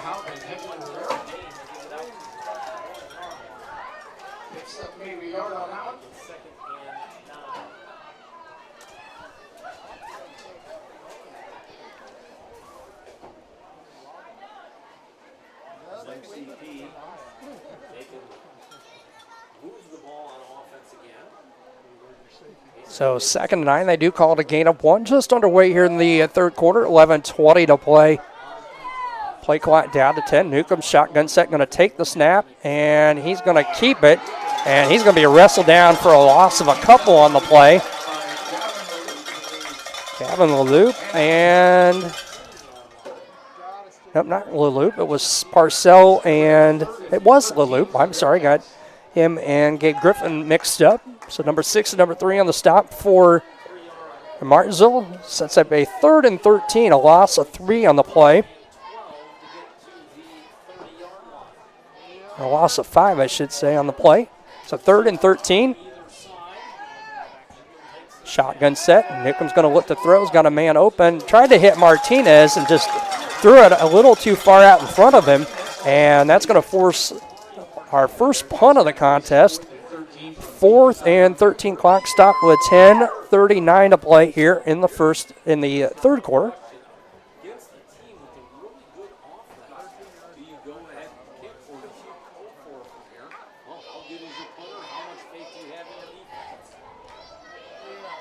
Oh, looks like Lacer are initially going to go for it here.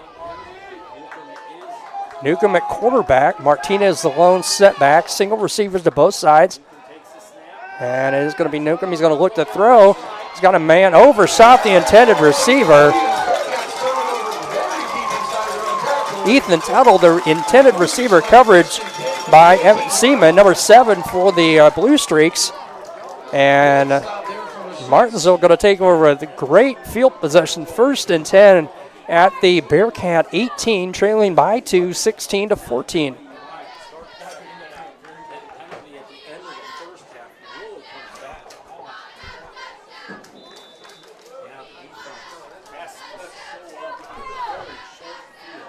Simon under center. Griffin and Parcell the setbacks.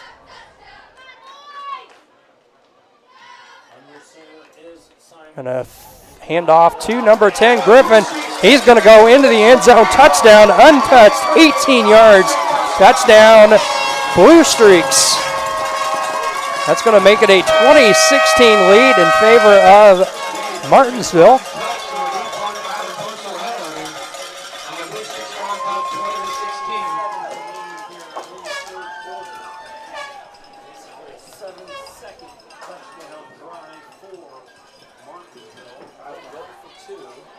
They're going to go for 2.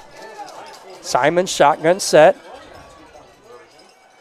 Going to look to throw. Man open, caught. Catch made by number 6, Gavin LeLoop. And that's going to push the lead to 6, 22-16 in favor of Martinsville. We'll be back with the kick in just a moment here on TSSR Game Time Live, presented by MDH. I went through MDH when we were trying to get pregnant. My experience was nothing short of phenomenal. It was really reassuring and comforting knowing that I had so much support and kindness around me. My entire pregnancy at MDH was amazing. I see acute injuries on the field. I see ankle sprains. I see ACL knee injuries, as well as in the clinic. It's very rewarding to see them from on the field injury to rehab to transition back to their event. 10:27 to play here in the third quarter.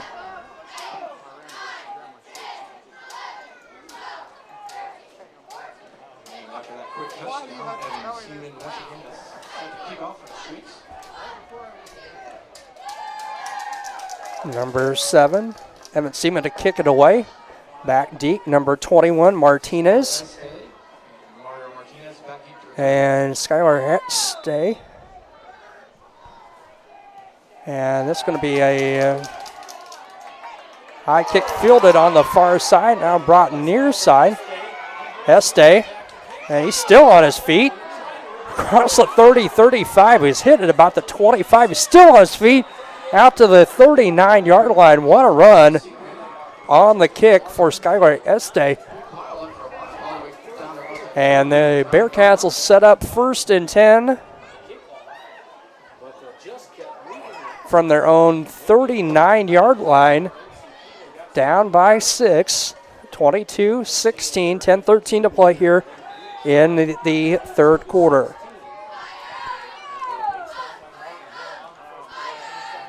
Thanks for tuning in.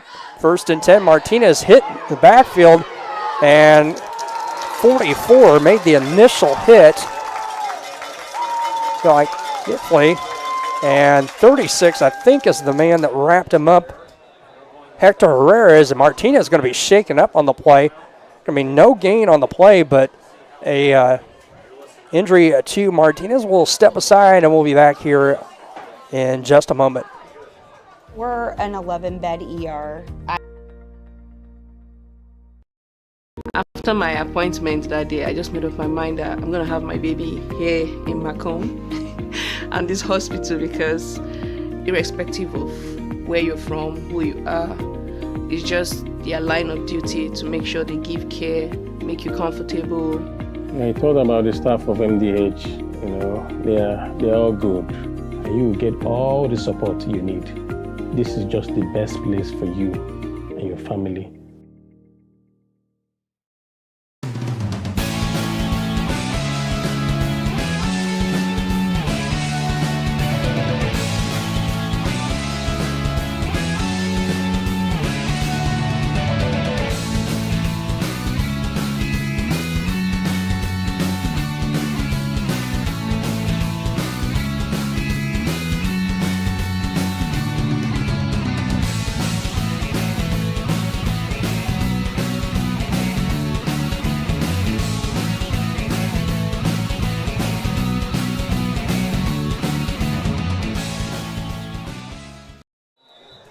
Back here at Martinsville High School, Mario Martinez was the Bearcat player shaken up on the play. 2nd and 11 for MCP. Milford-Cissna Park, ball at their own 38-yard line. 9:40 to play in the contest. Shotgun set, fake the handoff, and it's Newcomb on the carry. He's going to get it back to the line of scrimmage, original line of scrimmage, but not much more than that. 36, Hector Herrera on the stop.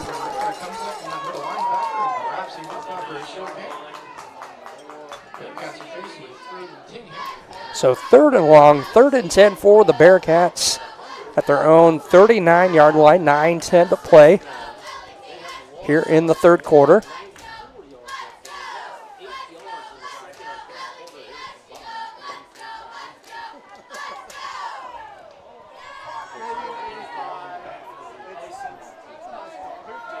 Third and 10. Here comes shotgun set. Going to fake the handoff. Looks to throw. He's got a man open, wide open in the middle of the field. That's number 1. He'll be into Martinsville territory at the 28. Number 1 on the catch. Jareem Renteria on the catch.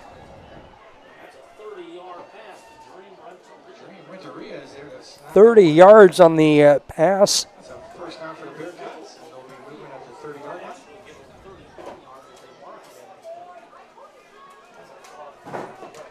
And a first down for the Bearcats at the Blue Streak 30, trailing by 6, 22-16. 8:35 to play here in the third quarter.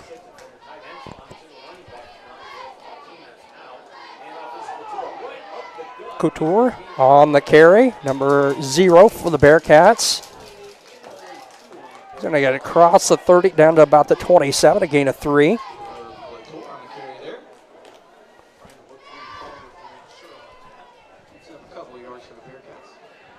Thanks for tuning in to TSSR Game Time Live, presented by MDH. Chris Frankhauser here in Martinsville, Illinois, for the first round I8FA playoff matchup between the Bearcats and the Blue Streaks. 2nd and 8, going to give him 2 on the play. Martinez back in the ballgame. Pass is caught. Touchdown for MCP. 28 yards. Caleb Couture on the catch. And that ties us at 22 apiece.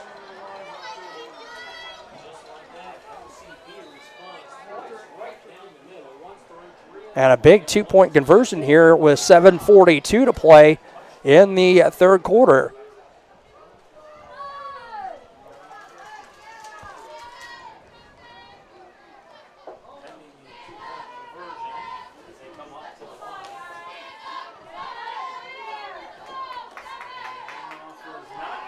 And the two-point conversion, Newcomb's going to look to throw. It is no good. Incomplete pass, and so with 7:42 to play, we are tied at 22 apiece. We'll be back in just a moment here on TSSR Game Time Live, presented by MDH. I went through MDH when we were trying to get pregnant. My experience was nothing short of phenomenal. It was really reassuring and comforting knowing that I had so much support and kindness around me. My entire pregnancy at MDH was amazing. I grew up in a small town in Missouri, and I like the feel of community. I like knowing the people that I take care of and knowing the people around me, providing care for someone that you know is in this community and helping them to get better. The thing I enjoy most is that we take care of a wide variety of people in our community. I see infants through teenagers and mothers and fathers, and I really enjoy that. 22 all here in Martinsville, 7:42 to play. Once again, Caleb Tuttle set to kick off for the Bearcats. And with a tie ball game, we'll see if they decide to kick one deep or onside again. We have time 22-22 here in Martinsville. MCP ready to kick off. Caleb Tuttle to kick it away. It'll be a line drive kick that's going to go out of bounds at the Martinsville 40.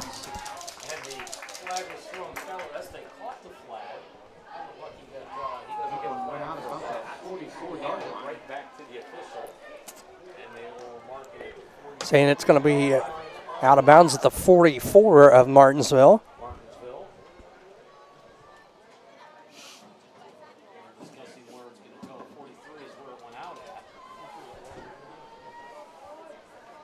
So the discussion of where the ball is going to be placed at the 44.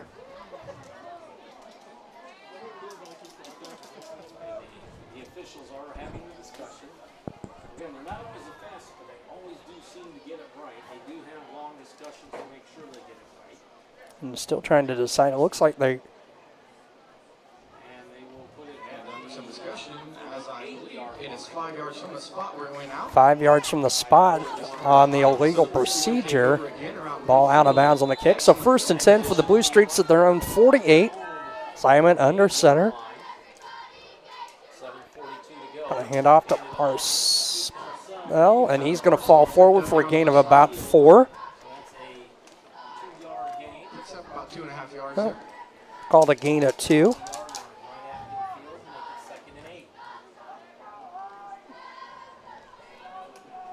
And we're going to call it a gain of 2.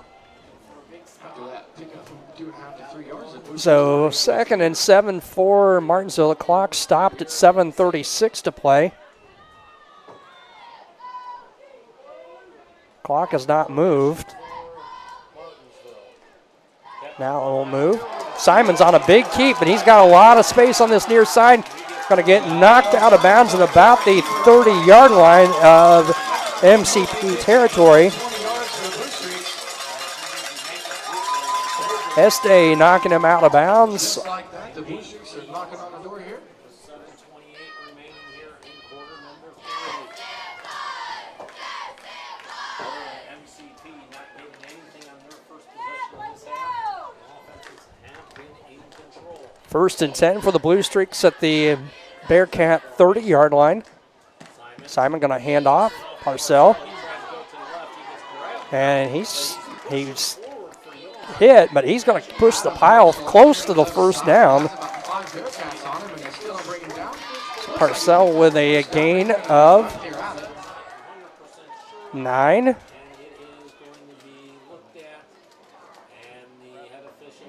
Nope, I say he did. He got 10 and a first down. Parcell over 100 yards on the contest. 14 carries, 101 yards. 7 minutes exactly. 1st and 10 for the Blue Streaks. Simon going to look to throw. He's got a man open just off the outstretched reach of number Gavin Leloup, number 6.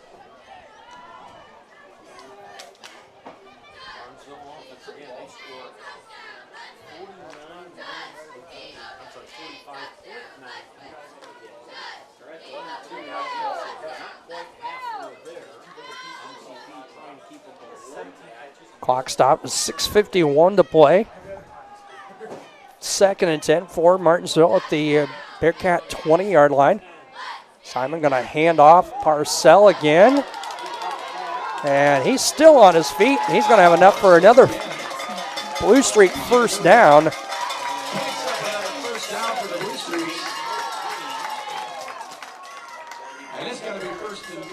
First and goal for the Blue Streaks. Gain of 12. First and goal from the 7. Simon under center. Hand off Griffin. If he can get the corner, he's going to get in. He's going to be wrapped up by the jersey by number 1, Jareem Renteria. He's going to pick up about 3 or 4 on the play. We'll call it a gain of 4.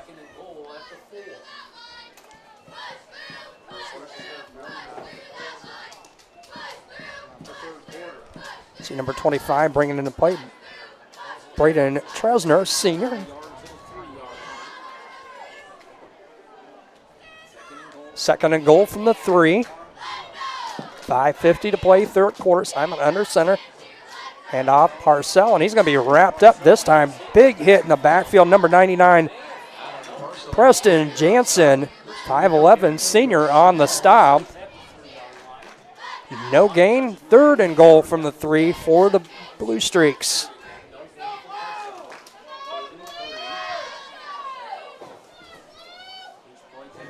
$5:20 to play here, 3rd quarter, all tied at 22. Minutes to go here in the 3rd quarter. Blue Streaks are faced with 3rd and goal from the 3.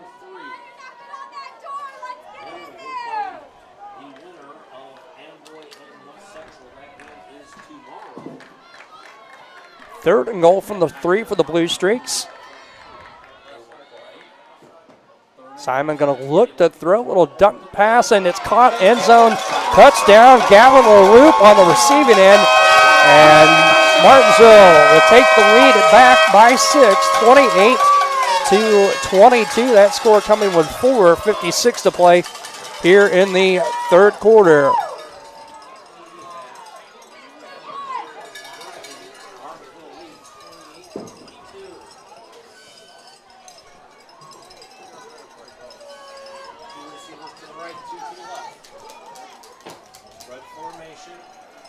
Shotgun set, 4 receivers, 2 to each side. Going to be a quick screen out to Parcell. Penalty flag on the play. Parcell's into the end zone for the 2-point conversion, but there's a flag, and I wonder if that's going to be some kind of hold or something on one of the other receiver over there for the Blue Streaks.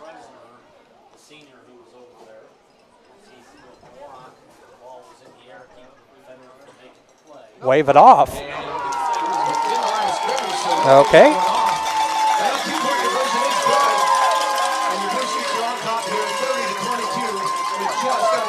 So with the 2-point conversion, that pushes the lead back to 8, 30-22 in favor of Martinsville. We'll be back with the kickoff in just a moment here on TSSR Game Time Live, presented by MDH.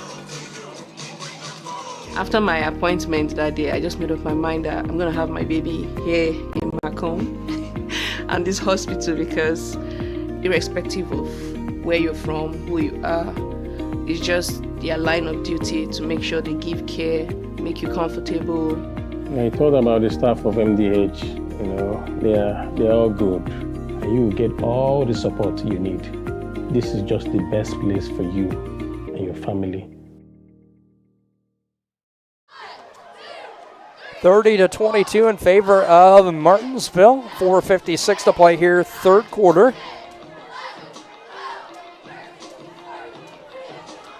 Haven't seen number 7 to kick it away. Este and Martinez back deep for the Bearcats. It's going to be a high kick, going to hit and scored out of bounds at about the Bearcat 25-yard line.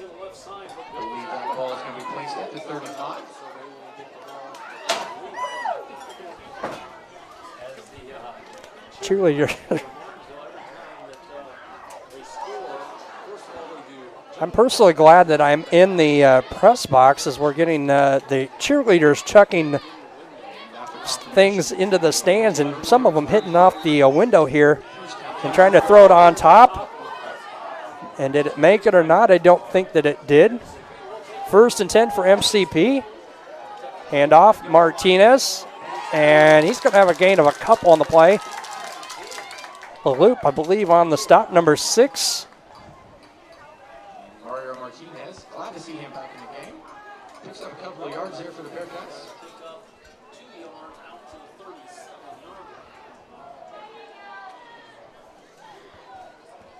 So gain of 3 for Mario Martinez. Good to see that young man back on the field for the Bearcats. Going high set, fake the handoff to the lead back. Newcomb, there's going to be a penalty flag on the play as Martinez is run out of bounds. Option play, really no gain on the play for the Bearcats, but we do have a penalty on the play.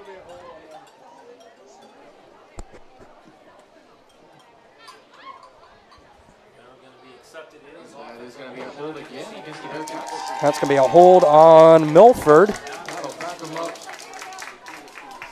No more than 10 yards. They need to get to the 45. They put it at the 27-yard line. And I'll move it back from the 37 to the 27. And bring up a 2nd and 18 for the Bearcats. 4:10 to play here in the third quarter. Shotgun set. Martinez alone. Set back with Newcomb. Newcomb's going to look to throw. A little screen pass to Martinez across the 30, 35. Out of bounds at about the 37. And that's going to be a gain of 10. Wrapped up by Evan Seaman. Judging off the spot, looks like the Bearcats are going to have a 3rd and 7 here.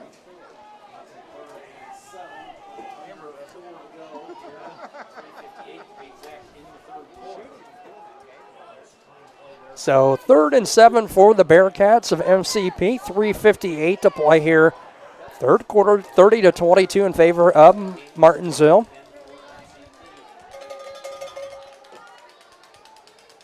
Going to be a handoff to Martinez across the 40 to the 41, 42-yard line, maybe a gain of 4.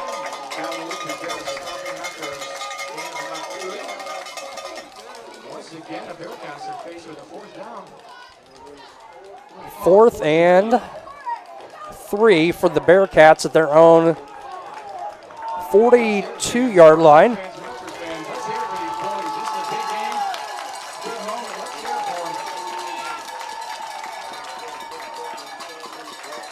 Bearcats going to send 2 receivers far side. Martinez alone set back in the shotgun with Newcomb. Direct snap to Couture. And he's going to be wrapped up short. Going to pick up maybe a yard on the play. And that will be a turnover on downs to Martinsville with 3:12 to play here in the third quarter. The Blue Streaks up by 8, 30-22.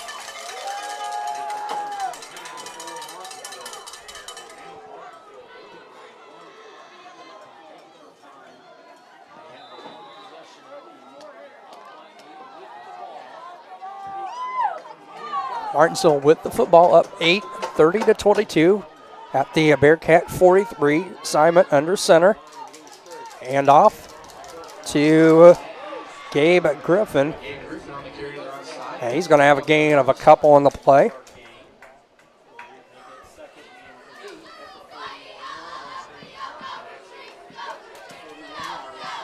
Gain of 2. 2nd and 8 at the Bearcat 41-yard line.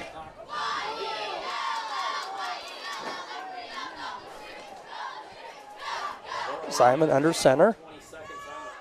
Griffin and Parcell, the setbacks. Bobbled snap. Simon's going to pick it up.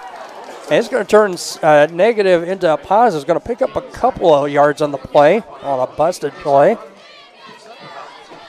That's going to set up a 3rd and short 6 for the Blue Streaks at the MCP 38-yard line. 2:15 to play here in the 3rd quarter, 30-22 in favor of the Blue Streaks.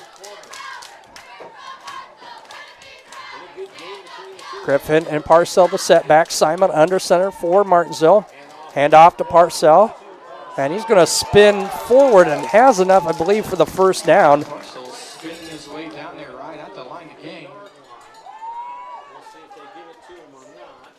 I'm going to guess the contact was after about 2 yards, but it looks like Adam was able to pick up about 5. First down. And he does, and that's another Blue Streaks first down. 17 carries unofficially for Adam Parcell and 119 yards, a couple of scores. We're down to minute 25 in here in the 3rd quarter. 2-back set again. That's Parcell and Griffin. Simon under center for the Blue Streaks. And hand off to Parcell. Is going to not get out of the tackle on the far side. Caleb Couture on the stop for the Bearcats. A gain of 4 for Parcell.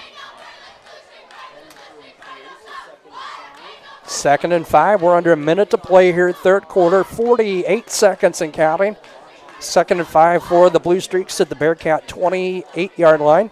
I'm going to call it the 29. Scoreboard says 28. Say the 29. Play clock down to 15. Under center. Simon's going to hand off Parcell again. And nice gain again. A little short, it looks like. Maybe a gain of 4, so bring up a 3rd and short, 3rd and 1. As we're down to 15 seconds on the clock. I'm not sure we will get another play here. It looks like we will not. So we will head to the 4th quarter with the Martinsville Blue Streaks on top by 8, 30-22. We'll be back with the 4th quarter here in just a moment on TSSR Game Time Live, presented by MDH. I went through MDH when we were trying to get pregnant. My experience was nothing short of phenomenal. It was really reassuring and comforting knowing that I had so much support and kindness around me. My entire pregnancy at MDH was amazing.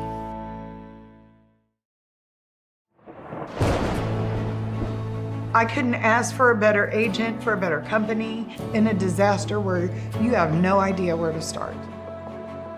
I learned that there's not a given in life. It takes a team. There's people that are going to watch out for us and they care. It's been pretty stressful.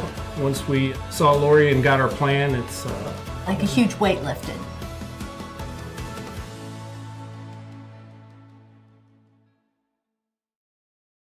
I like to make time for my patients. I don't ever want anyone to feel rushed. I'm happy to sit and talk for as long as they need. And sometimes that puts me behind in my schedule, but I think it's worth it. People know if they need me that I'll be there. Back here at Martinsville High School, just about set for 4th quarter action. It'll be 3rd and a short one for the Blue Streaks. Martinsville on top in the contest by 8, 30-22.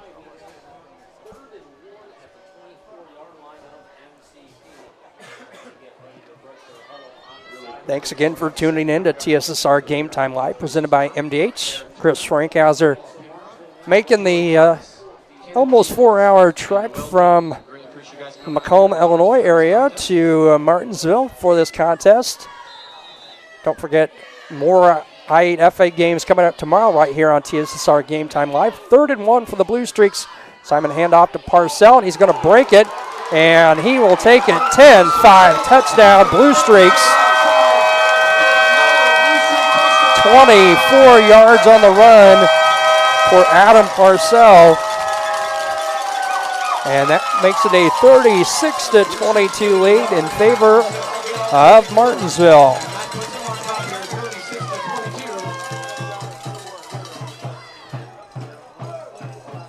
Third touchdown run of the night for Adam Parcell. 2-point conversion. They're going to empty set shotgun. 2 receivers on both sides. Simon going to take the snap, going to roll near side, going to reverse back, going to try and cut. Nope, he will not get in. Nope, he will not get in. So with 11:51 to play here in the fourth quarter, it's 36-22 in favor of Martinsville. We'll be back with the kickoff in just a moment here on TSSR Game Time Live, presented by MDH.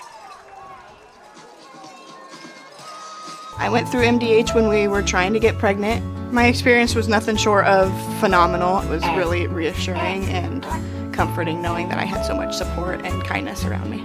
My entire pregnancy at MDH was amazing. A lot of people don't realize that you don't have to live with the dizziness day to day, especially concussions as well, that we can treat those things here. Same with pain. You don't have to live with the pain that you're experiencing. We have the ability to help you. Back at Martinsville High School, 36-22 in favor of the Blue Streaks.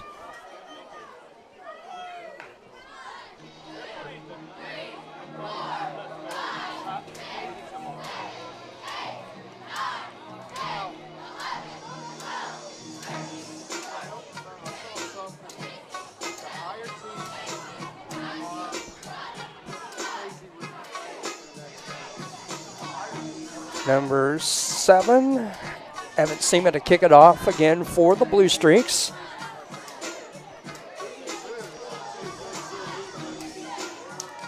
Este and Mario Martinez, back deep for the Bearcats. Going to be a spinning kick that's going to go out of bounds at the 29. And watch out. We're under attack again by the Martinsville cheerleaders.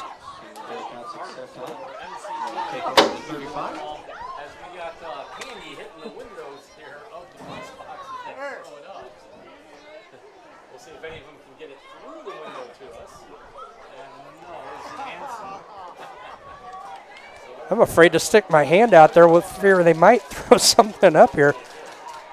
Had a couple that time check right off of the glass in front of us.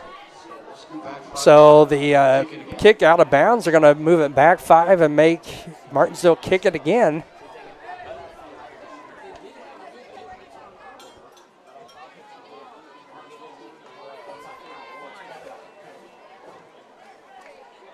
Adam Parcell, my apologies, Terry Miller, thank you for correcting that.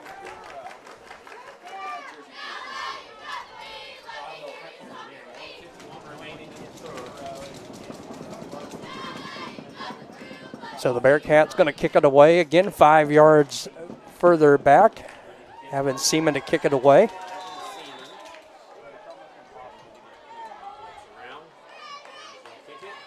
It's going to be a high end-over-end kick, fielded at the 25 by Martinez, and dropped it, and he'll fall on it at the 29.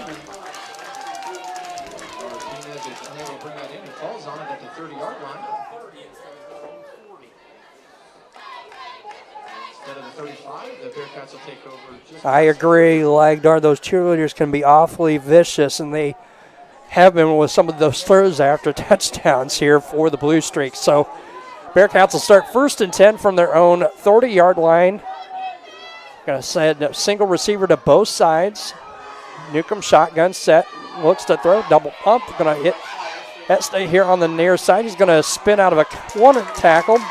Nice gain up to the 37, a gain of 7.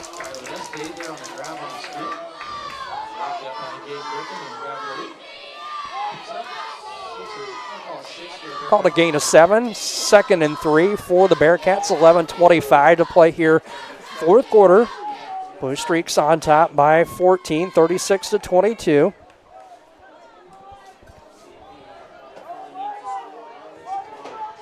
Single receivers to both sides. Newcomb again, double pump, triple pump's going to fire. He's got a man wide open, just out of the outstretched hands. Number 4, the intended receiver. Ethan Tuttle was open by about 5 yards. But Newcomb just a little too much on that one. It's incomplete. 3rd and 4 for the Bearcats. Clock stopped with 11:04 to play here in the fourth quarter.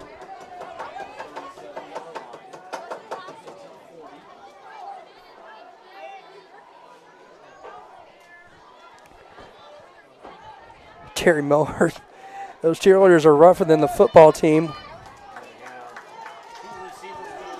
I would tend to agree with you on that one. 3rd and 4. Newcomb going to pitch to Martinez, and he's going to have enough for the first down on the far side and going to get knocked out of bounds about the Bearcat 45, gain of 8. Gavin Loop on the stop.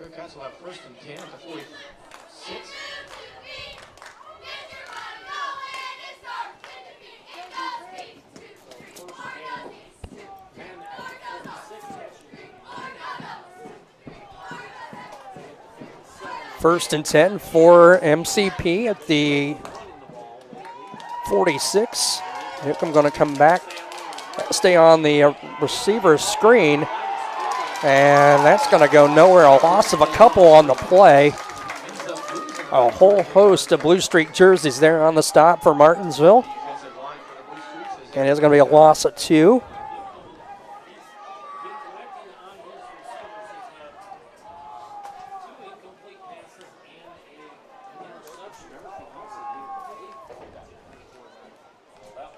So second and, let's say 13, 10:22 to play here in the fourth quarter. 2 receivers near side. Newcomb's going to roll that side. The left-hander's going to throw, intended for number 5, Etsy. And it's going to be incomplete and stop the clock at 10:11 to play and bring up a 3rd and 13 for the Bearcats.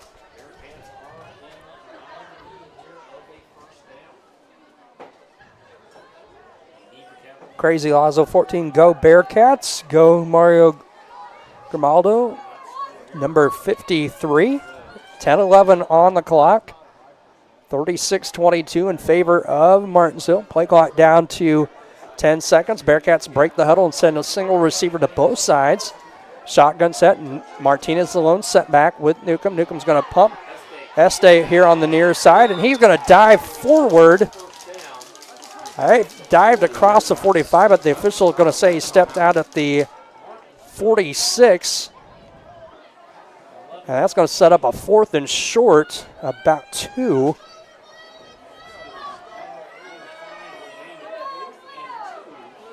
And with another big 4th down here for the Bearcats, the Blue Streaks really need to get a stop.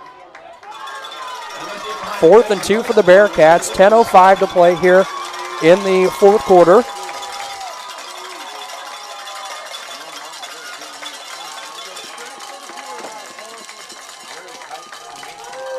High set for MCP, going to hand off to the lead back.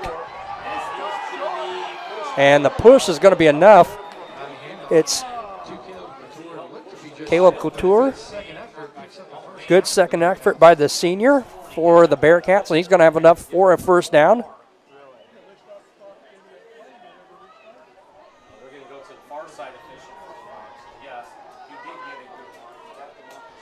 So gain of 3 and a first down for the Bearcats. Clock continuing to move at 9:40 to play. Going to send a single receiver to both sides. Again, Martinez to set back in the shotgun with Newcomb. Left-hander's going to look to throw. He's got a man open, in and out of that.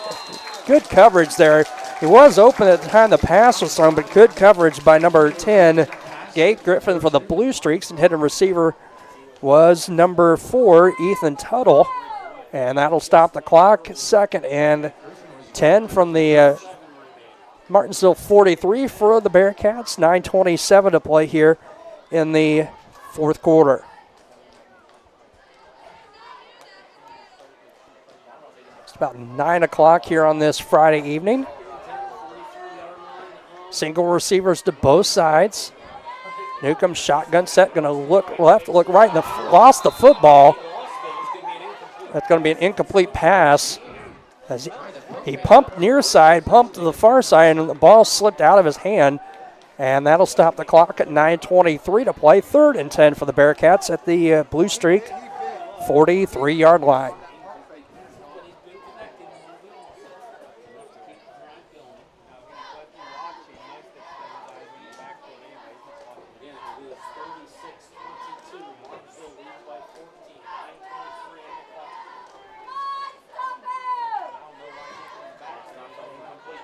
Shotgun set again for the Bearcats. Single receiver both sides. Martinez the setback. Going to be a handoff to, nope, Newcomb's going to keep it. And he's going to be close to first down. He lost the football out of bounds at about the 36-yard line. 10 on 10. Gabe Griffin, number 10, on the stop for the Blue Streaks. And it's going to be a 4th and about 3. Newcomb's going to pick up about 7 on the play. Call it gain of 6. So 4th and 4 for MCP for the Bearcats at the Martinsville 36. 9:16 to play. Martinsville with a 14-point lead, 36-22. You figure if you're the Bearcats, you got to get some points out of this drive. 4th and 4. Newcomb going to look to throw. No one open, so he's going to take it. He'll have the first down. A big hit on the far side.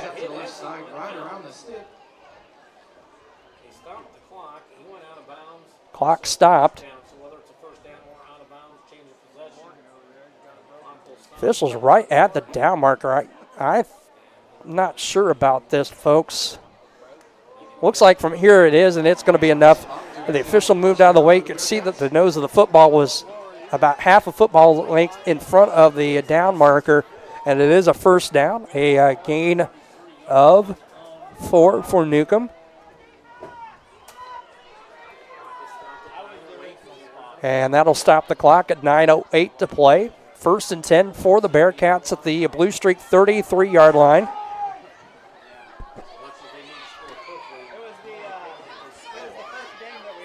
Going to be hand off to Martinez across the 30.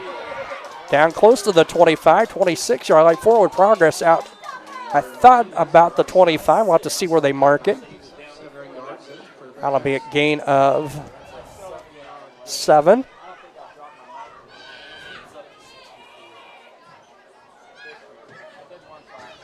$74 yards unofficially for Mario Martinez on 14 carries. 2nd and 3 for the Bearcats at the Martinsville 26. Newcomb going to hand off again to Martinez. He's going to try to cut it back. Got it to about the 25, but I don't think any much more than that, so a gain of 1. It's going to bring up a 3rd and 3 for MCP at the Martinsville 25-yard line. Clock at 8:10 to play here in the contest.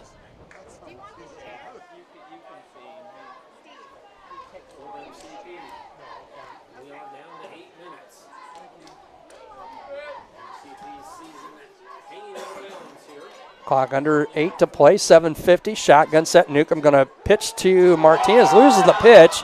Able to fall on the football. Adam Parcel on the stop for the Blue Streaks.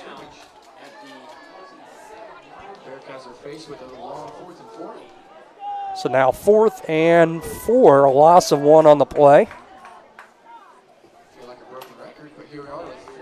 4th and 4 for the Bearcats at the Blue Streak 27-yard line. 7:20 to play in the contest.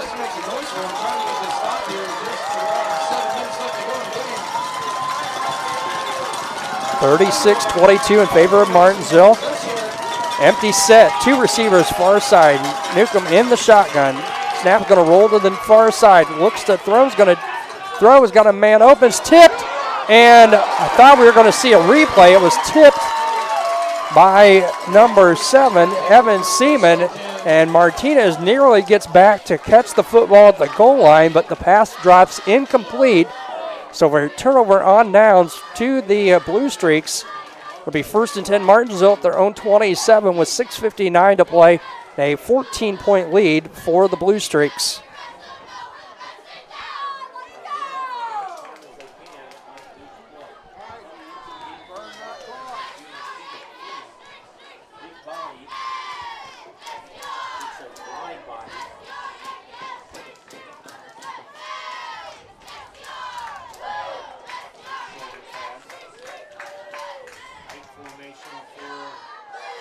Simon going to hand off on 1st down.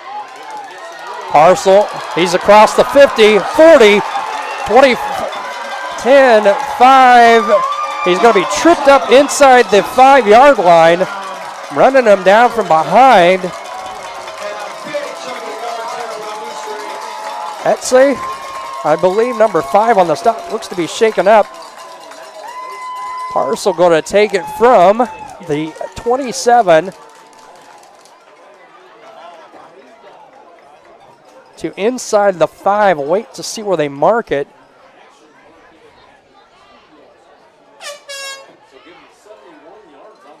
$71 yards for Adam Parcel. That's going to put him over 200 yards on the evening. 1st and goal for Martinsville at the Bearcat 1. 6:25 to play in the contest. That's able to get up on his own power. We're going to check out of the ball game. We see number 8, Chase Comstock, checking into the ball game. A timeout taken, I believe, by Milford-Cissna Park. We'll step aside. 6:16 to play. 36-22 in favor. Martinsville will be back in a moment here on TSSR Game Time Live, presented by MDH. My experience with McDonough District Hospital was amazing. I have a lot of allergies, complicated by nasal problems. And the procedure I had is Vive Air. Dr. Sparks was incredible. The Vive Air procedure is a radiofrequency ablation procedure. She no longer has to do any medications to breathe, so she gets a much more restful night's sleep. And a short little office procedure, and have somebody that feels like it's totally changed their life means the world. It's a permanent improvement on the quality of your life. Well, I've always had an interest in the medical field, and then growing up, I actually went through physical therapy myself for an injury, and that got me back to playing my sports and the activities that I loved. So seeing that firsthand, I got to see how much physical therapy could really benefit others. Back here at Martinsville High School.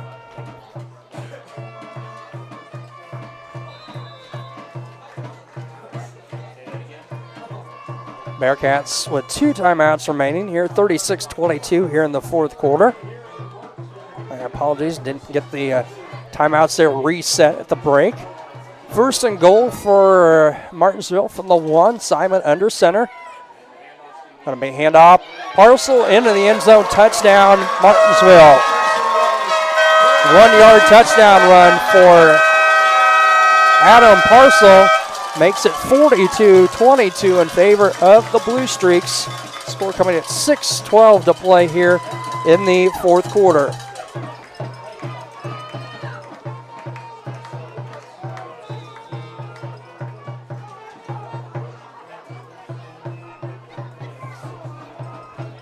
Fourth touchdown for Adam Parcel on the night.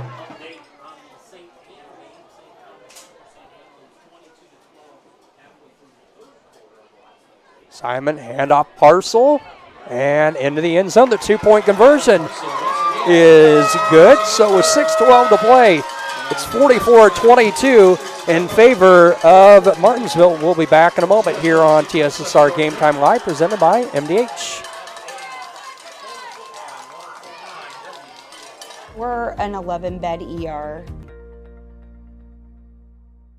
Dry needling is where you insert a filiform needle into a muscle, a tendon, a ligament, sometimes a bone, and it promotes blood flow and circulation so that it heals that particular painful area.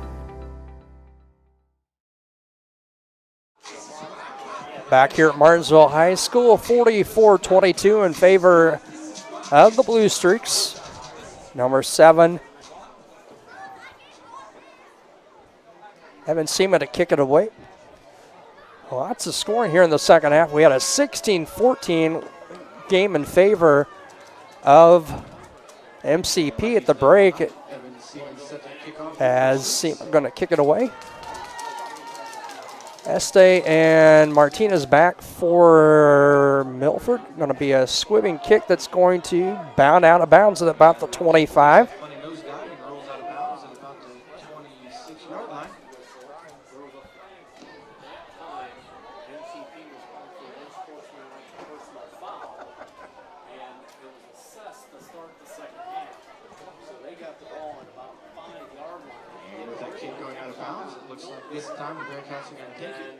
Bearcats will take it 1st and 10 at the 35.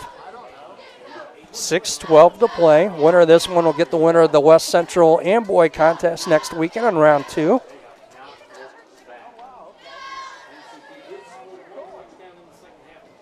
But Martinsville on a 30-6 run since the break to take a 22-point lead, 44-22.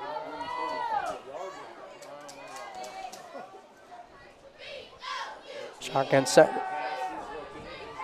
Macomb going to look. He's got a great arm, got a deep pass, and it's caught and broken up. No, I don't know that he ever had possession of the football. Number 4, Jareem Renteria, the intended receiver, penalty flag, I believe, on the play. We're going to pass interference or defensive holding. And it's going to be pass interference on Martinsville. So it'll be a first down for the Bearcats.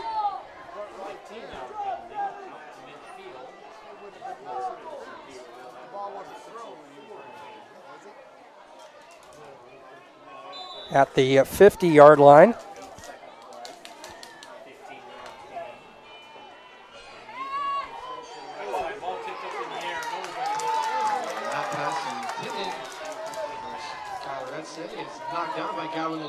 And that pass knocked down by LaLoop.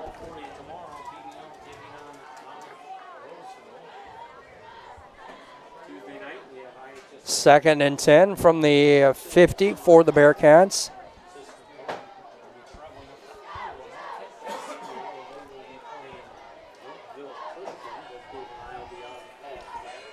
Single receiver, shotgun set. Newcomb's going to look to throw. Going to air it out, and it's going to be intercepted. Number 22 on the pick. Dayton Coster on the pick for Martinsville. They'll take over 1st and 10 at their own 34-yard line. 5:51 to play in the contest.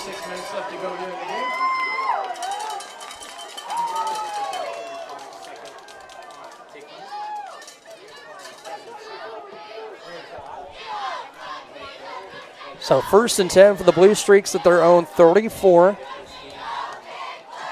Simon under center.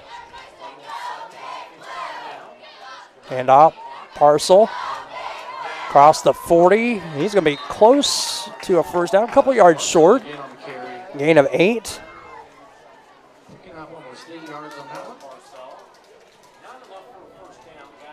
Going to give him 220 yards unofficially on 22 carries. 5:25 to play. Play clock at 25, so if the Bearcat Blue Streaks use up most of that play clock, we'll be down under the 5-minute mark in the contest.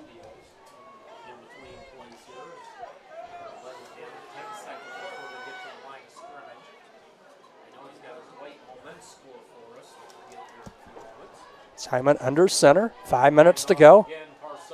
Parcel, and he's going to have the first down across the 45 out to the 46, 47-yard line. gain of 5. Bearcats there to stop him on that. And that's another Blue Streaks first down.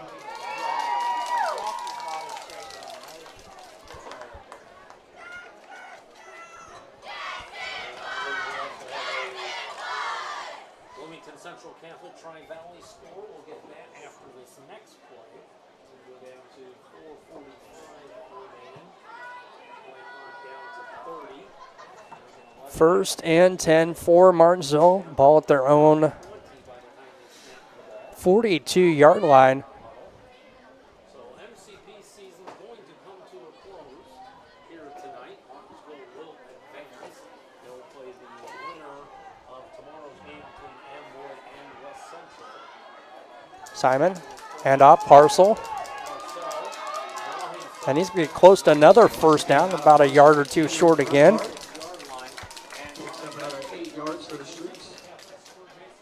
233 yards now on 24 carries for Adam Parcel. And we're under 4 minutes to play, 3:58 and counting. 44-22 in favor of Martinsville.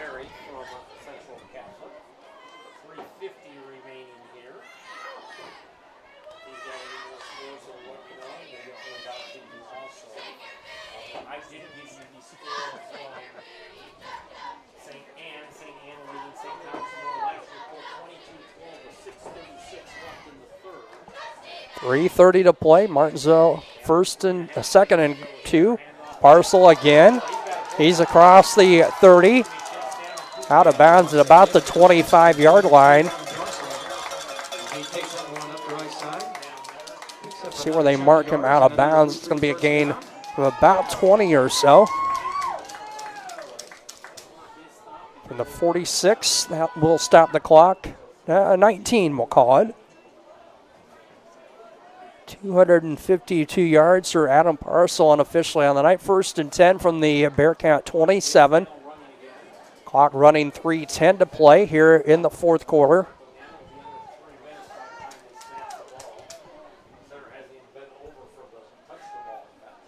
Martin's going to use all the clock, play clock down to 10. Parcel. Okay, he's breaking tackles. He's going to be down, I believe, enough for another first down to about the 15, a gain of 12.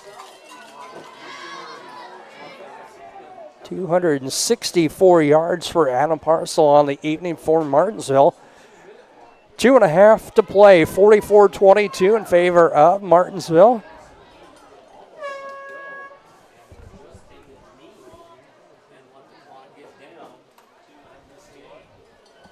Play clock at 20, so Martinsville can run it down right close to that 2-minute mark.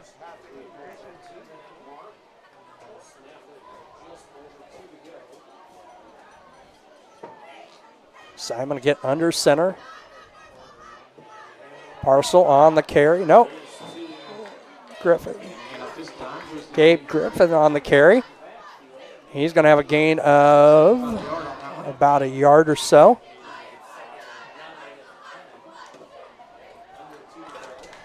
Under 2 to play, 1:45 on the clock. Martinsville going to move on to round 2 and move their record to 9-1. The Bearcats season going to end at 6-4. Bearcats loaded, only 2 seniors on that Bearcat squad. So a lot of pieces, a lot of this Bearcat team going to be back for another season next year. 2nd and 9. Parcel, and he's going to get into the end zone. Touchdown for the Blue Streaks.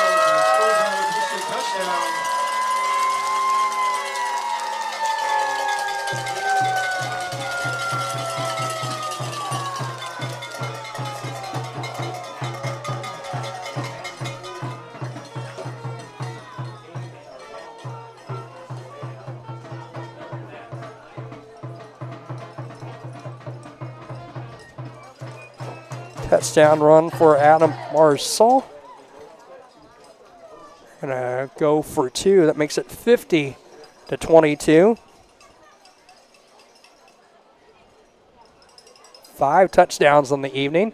Going to be pitched to Griffin, and he's going to tiptoe and dance around into the end zone for the 2-point conversion for the the Blue Streaks, and that's going to make it 52-22 in favor of Martinsville. We'll be back with a kickoff here in just a moment on TSSR Game Time Live, presented by MDH. I went through MDH when we were trying to get pregnant. My experience was nothing short of phenomenal. It was really reassuring and comforting knowing that I had so much support and kindness around me. My entire pregnancy at MDH was amazing. I chose MDH. We moved here, and I was researching different places that would allow me to VBAC, have a vaginal birth after C-section, and the doctors here do encourage that, and so I chose that after looking online, and I wouldn't want to deliver anywhere else because they all go above and beyond, and they're so kind and actually care about you.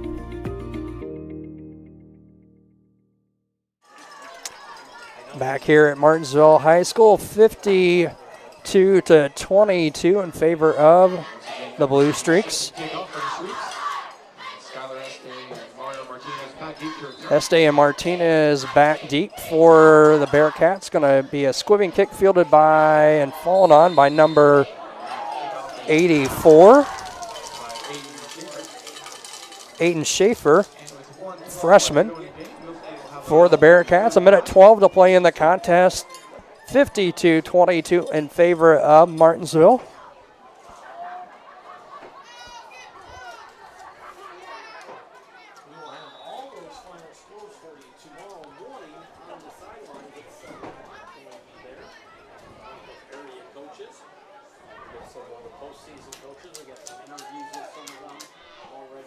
Don't forget, we're hoping to talk to both coaches after this one. Handoff is going to go to number...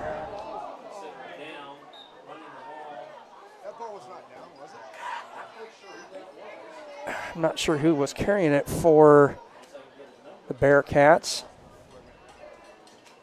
At 99, Preston Jansen, one of the 2 seniors to the Bearcats. And we're down under a minute to play, 45 seconds and counting. 52-22 in favor of Martinsville. Eye set for the Bearcats. Going to pitch Couture, and he's going to bowl over people and into Martinsville territory with 31 seconds to play. Going to take it from the Bearcat 38 to the Blue Streak 48-yard line.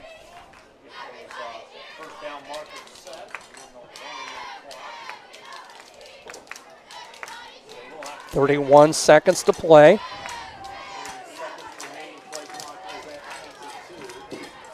Just 2 seniors again on this Bearcat squad, so look for the Bearcats to be a force next year in the I8FA. 16 seconds on the clock. Play clock down to 7. 2 teams are shaking hands already, as they're not going to do anything about the delay of game, and that will do it. Final score, 52-22. Martinsville into round 2 next week against Amboy or West Central. We'll step aside and we'll be back here with some final stats, scoring summary, and hopefully a chance to talk to both Coach Baird and Schwartz from MCP. We'll hopefully talk to both head coaches for a brief moment after this one, but we'll be back here on TSSR Game Time Live, presented by MDH in just a moment. My experience with McDonough District Hospital was amazing. I have a lot of allergies, complicated by nasal problems. And the procedure I had is Vive Air. Dr. Sparks was incredible. The Vive Air procedure is a radiofrequency ablation procedure. She no longer has to do any medications to breathe, so she gets much more restful night's sleep. And a short little office procedure, and have somebody that feels like it's totally changed their life means the world. It's a permanent improvement on the quality of your life. MTC Communications is building a high-speed fiber network in our community, and we're putting priority on the areas with the greatest interest. That means we need your input to let us know you want us to build fiber in your area first. Experience the speed and convenience of fiber internet by visiting our special website and registering. Let us know you want fiber internet today and make your voice heard.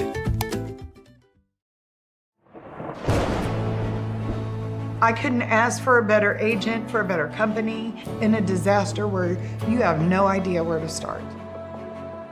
I learned that there's not a given in life. It takes a team. There's people that are going to watch out for us and they care. It's been pretty stressful.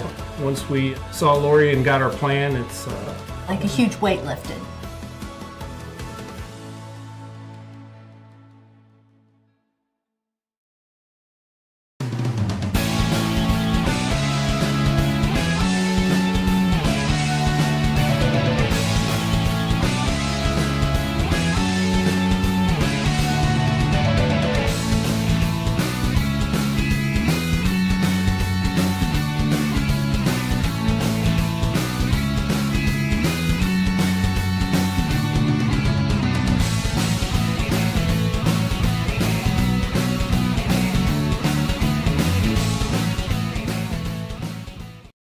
MTC Communications is building a high-speed fiber network in our community, and we're putting priority on the areas with the greatest interest.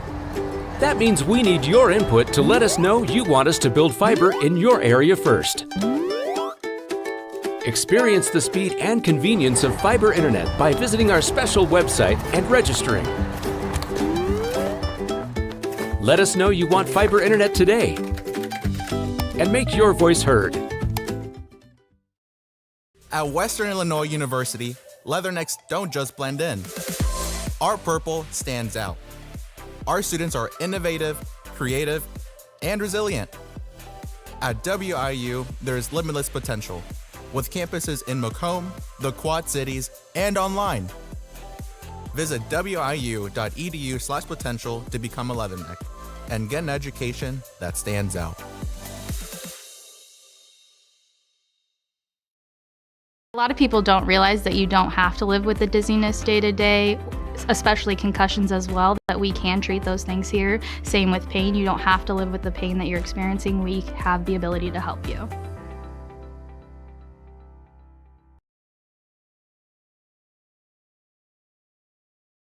The thing I enjoy most is that we take care of a wide variety of people in our community. I see infants through teenagers and mothers and fathers, and I really enjoy that.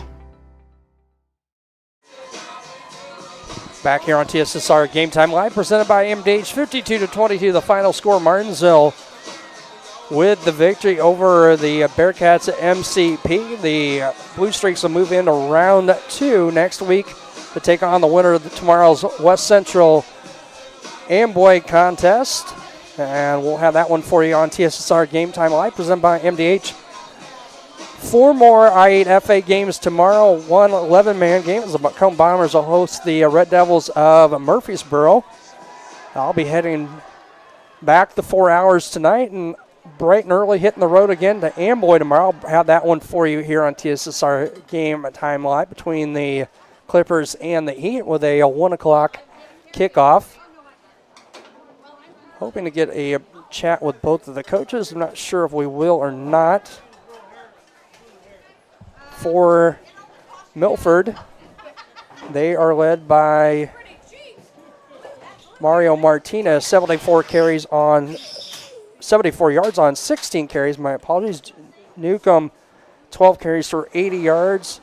Couture, 4 carries for 31. 129 yards passing for Newcomb on the evening. 10 of 18 for 129 yards and 1 interception. Skylar Etze with 3 catches for 16. Caleb Couture, 3 catches for 67 yards. Mario Martinez, 2 catches for 29. And Jareem Renneria, 1 catch for 34. Martinsville, Adam Parcel, what a contest. 27 carries, 274 yards, 5 touchdowns for Parcel in the contest. Also was Caden Simons with 5 carries for 80. Gabe Griffin, 7 carries for 37 yards. And Kate Simmons' passing was 3 of 7 for 16 yards. Again, 52-22 the final score here from Martinsville. They'll move on to round 2. Again, taking on the winner of tomorrow's West Central Heat and Boy Clipper contest. We're going to step aside for a moment and we'll get some more commercials in, see if we get a chance to chat with both coaches. Won't probably hang too long here since we've got the long 4-hour drive back to the Macomb area, but we'll step aside, get a few more commercials in, come back with a scoring summary and see if we can talk to both head coaches here on TSSR Game Time Live, presented by MDH. We're an 11-bed ER.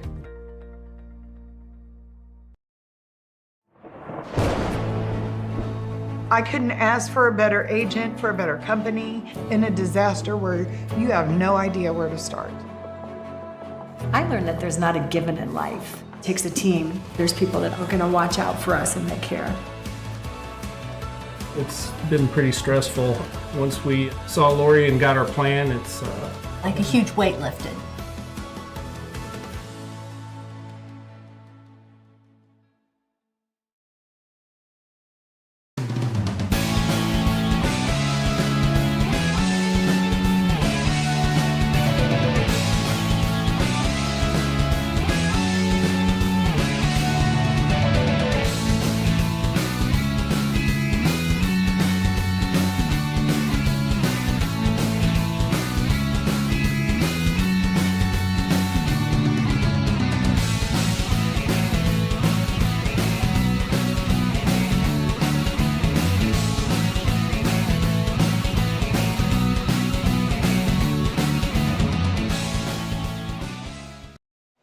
Back here on TSSR Game Time Live, presented by MDH. 52-22 the final score. Going down our scoring summary in the contest, it was Parcel with the first of his 5 touchdowns, a 13-yard touchdown run. Simon ran it in for the 2-point conversion, gave Martinsville an 8-0 lead with 7:18 to play in the first quarter. Milford answer right back, as it was Martinez on an 8-yard touchdown run. Newcomb ran it in for 2. Made the score 8-8. That was a score at the end of the first quarter. Adam Parcel with a 9-yard touchdown run. Simon run was no good. 14-8 in favor of Martinsville with 6:12 to play in the second quarter. And it was the Bearcats' Newcomb on a 20-yard pass to Couture. The pass was good. That connection again, and it made it 16-14. That was our halftime score. It was all Martinsville pretty much in the second half. Griffin on an 18-yard touchdown run. Simon to the loop on the 2-point conversion made it 22-16. That score coming at 10:27 to play in the third. Milford would answer back. Newcomb to Couture for a 28-yard touchdown pass. The pass was no good on the 2-point conversion. We were tied at 22 apiece, so 7:42 to play. Martinsville would score 4 more to end the contest with 4:56 to play in the third. It was Simon on a 3-yard touchdown pass to LaLoop. The pass to Parcel was good, 30-22.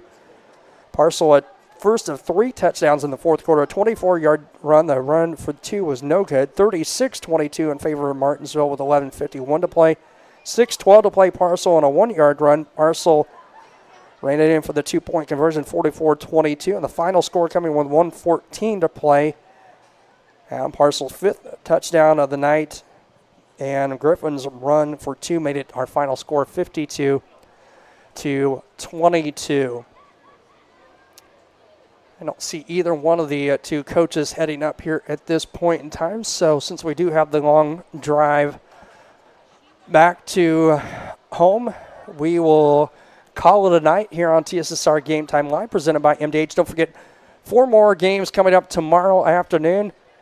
Looks like Coach Beard maybe is on his way up here, so we'll hang here for a minute and get a couple words with him.